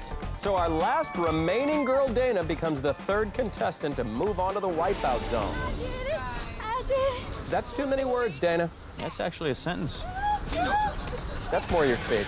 And so we start the 4th and final round. 2 contestants remain, but only 1 ticket to the wipeout zone. The barrel spill will decide it. You can really see the 4th round taking a toll on these guys. No one likes the dummy. Except super weirdo Ben. And they are off, and at this point, barely standing. Jock Casey's world appears to be listing decidedly left. Ben's world also spinning to the left. Casey going for it, and he's still spinning to the left. Let's take a closer look. Now, this may look pathetic to us, but keep in mind, after 6 minutes on the dizzy dummy, they're actually seeing this. Ben playing it cautious, but here he goes. No. Now here he go. No. Here he go. No. Ugh. Dude, go. Yeah, go. There he goes. Oh! Well, that was worth the wait. Our jock now wishing he had gone out for the high school barrel team. Ben doing a very competitive backstroke. Casey's onto the 2nd barrel. Cautiously moves on to the 3rd. All right, next jumps the big one. A bold leap, tackles it. Wrong sport, but you know what? It worked. Who's going to complain? He's almost to the end of the course. Ben knows he's got to push it, which is why he pauses. Moves forward. 1, 2, 3 jumps. Weird landing there, but effective. Still has a chance. But here's Casey up and a desperate dive for home. Casey's in and becomes the 4th and final contestant to move on to the wipeout zone. And Ben bids farewell with an awkward and lingering man hug. And so our jock, Casey O'Farrell, barely edges out super weird Ben Kronberg for the final spot in the wipeout zone, along with Chinese acrobat David Matz, one-word model Dana Jameson, and nerd gamer Jeremy Olson. day of some intense wipeouts to be sure, heated competition, and great Mexican food. Absolutely. But before one lucky guy or girl can walk away with $50,000, they'll have to face down the Wipeout Zone. Our Wipeout Zone made up of 4 stages. It all starts with killer surf, John, where contestants slide down this 45-degree slope, and tonight they're doing it bareback. Then they're off to the barrel run, where they have to race up the ramp, jump over oncoming barrels. They'll have to get past a rope wall and onto the spinner, which tonight only has 2 entrances. Contestants jump onto it from one side and jump off it on the other. After that, it's on to our series of trampolines known only as the launch pads. 4 contestants remain, and the one with the best time goes home $50,000 richer. Okay, up first is our Chinese acrobat, David Matz. Jill's with him now. How excited are you to be here right now? Whoa! I'm ready for this, and I'm taking it home. All right, go take it home. David used his high-flying acrobat skills to make it through the qualifier. Right here, right here. He was the next to last man standing on the sweeper and raced across the slippery snakes to nab the first ticket to the Wipeout Zone. Our Chinese acrobat ready and poised to top of the Wipeout Zone. Tonight, remember, contestants going down strictly on their barebacks, on natural. David is off. Look at him launching himself into the killer surf. It's like a lawn dart flying into the icy cold waters of the Wipeout Zone. Excellent form, Johnny. Positioned himself well to go into the barrel run. He's already there. Remember, he's got to work his way up this ramp while jumping over the barrels. The key, keep pressing forward. So far, so good for the 24-year-old. I gotta say, though, John, it looks like this Chinese acrobat in training is backtracking. You'd think those skills would serve him better. Oh, he's off. That's gonna hurt his time. Take a look at this. The acrobat not juggling the barrel run as well as produce. Now here's his second go, already needing to make up time. 2 hits in a row. Jill, trouble again for David. He is back off the ramp. He is back in the water.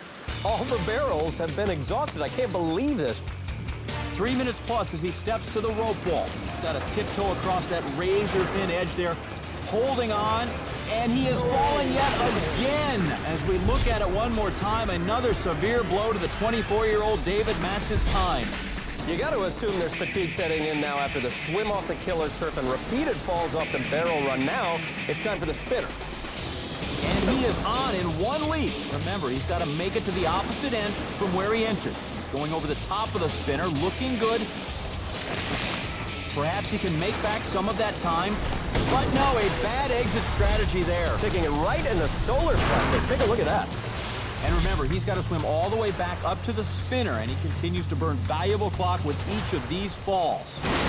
Back on and doing fine now, though. Extra tough on the spinner tonight. He's getting doused with water, very slippery, as he tries to make that 8-foot leap to the platform there.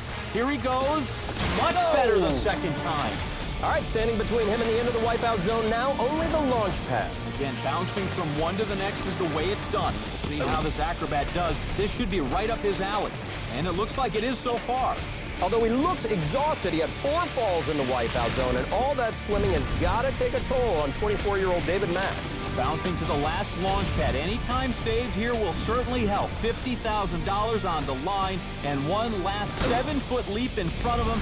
And David finally hits the tape with a time of 8 minutes, 27 seconds. But will that number hold up to survive 3 challenges? Jill Wagner is down with our next competitor. Let's go down to her now. Jill? Thank you, guys. I'm down here with Dana in the Wipeout Zone. Did you actually think you were going to make it to the end? Yep. John, would you like to see how our one-word model got here? Yep. Dana modeled her way through the competition, striking the pose of a fierce competitor from early on. Yep. She bested all of her female competition, becoming the only woman to make it to the Wipeout Zone. Dana Jameson ready at the top of Killer Surf.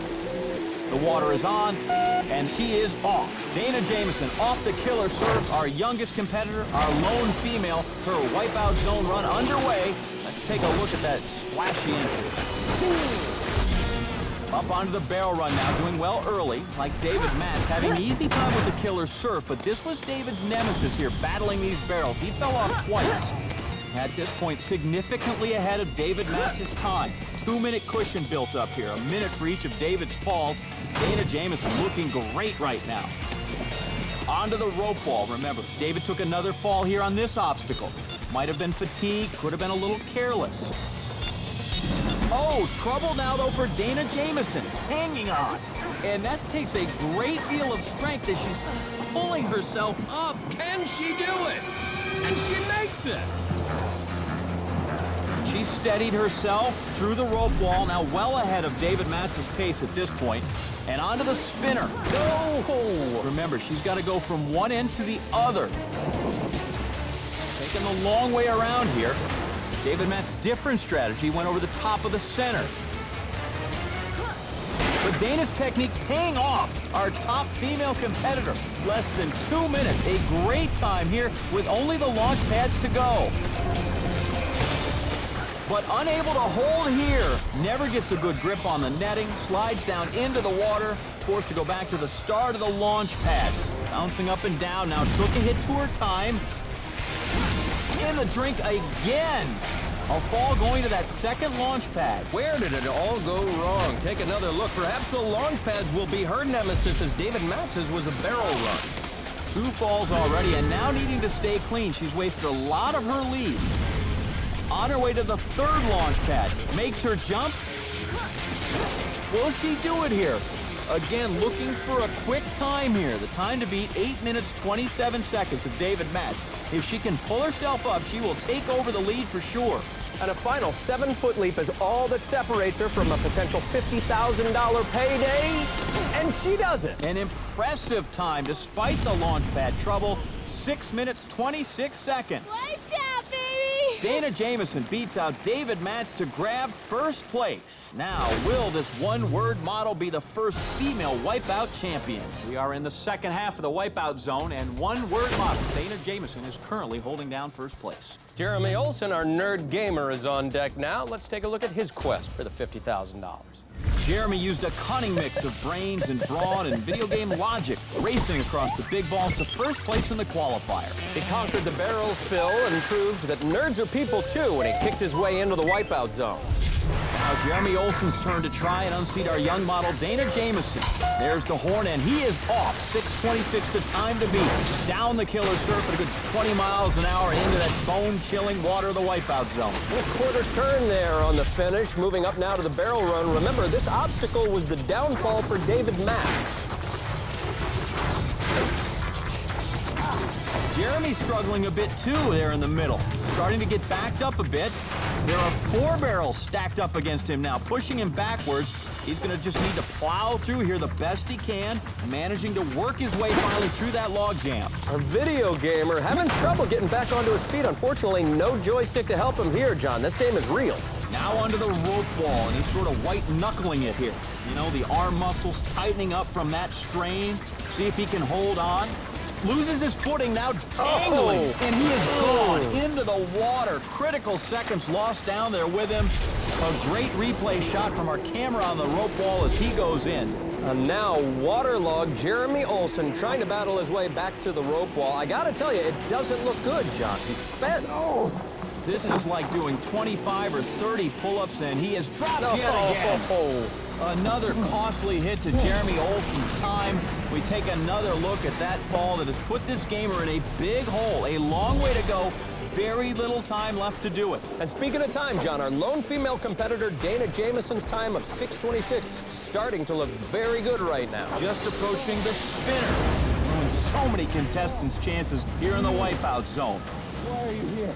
Why are you here indeed, Jeremy? Camu and Stopper thought the same thing earlier on the Wipeout zone. Let's see if Jeremy can make it across. He has to be almost flawless at this point, so we better hope for a good, successful leap here. Here comes that leap off and catches a bit of the platform and ricochets into the water. There is no way he comes back from this. No chance now to get under Dana Jameson's time, and we're just going to listen for that horn coming at 6 minutes, 26 seconds. There it is. Stick a fork in him. He is done. And he has to be disappointed. You see him shaking his head there. Jeremy Olson's day is done. But it could still be a $50K day for Casey O'Farrell, the final challenger to Dana Jameson in her time of 6:26. Let's take a look at how Casey got here. Casey the Jock O'Farrell went all balls out in the qualifier. He took home a $1,000 bonus when he was the last man standing on the sweeper. And when he barely squeaked by the dizzy dummy, it put Casey within striking distance of our $50,000 payday. Now remember, Casey's got to beat your time in order to win that $50,000. Yep. Jill is down on the sidelines with Dana Jameson looking to be our first female winner here on Wipeout. Casey O'Farrell's shot at $50,000 is underway.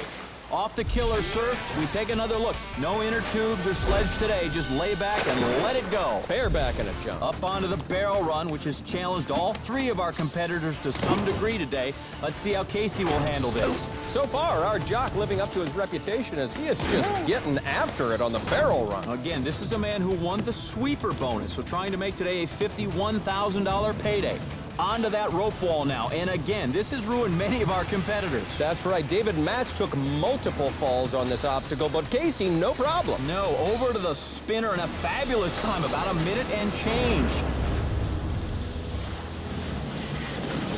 He leaps and onto the spinner safely. Where'd he go? Oh, ladies and gentlemen, the spinner eating him alive. Casey O'Farrell, a slave to the latex. You know, John, that latex curtain actually saving Casey. On our regular spinner setup, he'd be in the water and swimming and having to fight to make up time. Now, just trying to make that 8-foot leap. Oh, and he is off. No. That will help the cause of Dana Jameson, who is the only person to make the leap off on the first try. That is a setback to Casey for sure, but how much depends on how quickly he can recover here. And again, Casey O'Farrell trapped up in the latex there for a second, but he makes the jump. Now, between Casey and $50,000, 2.5 minutes, 4 launch pads. And he immediately takes a header. Take another look as the clock now starting to put a squeeze on Casey. I'm nervous. I don't even want to laugh. Dana Jameson, our 18-year-old model on the sidelines, you know, she'd love to cash that check if Casey O'Farrell can't step up. Back working the launch pad and bounces right up to the next one. That is a great move and one that may actually secure victory. He can just secure himself atop this last trampoline. One more 7-foot leap to $50,000. Can he do it? Absolutely, and with almost a minute to spare. So with a final time of 5 minutes and 30 seconds, Casey O'Farrell, tonight's Wipeout Champion. Yeah! Well, that will do it for us. Be sure to join us next week when, as always, 24 new contestants will take on some crazy new obstacles. Until then, America, I'm John Anderson. And for Jill Wagner, I'm John Henson saying good night and big balls.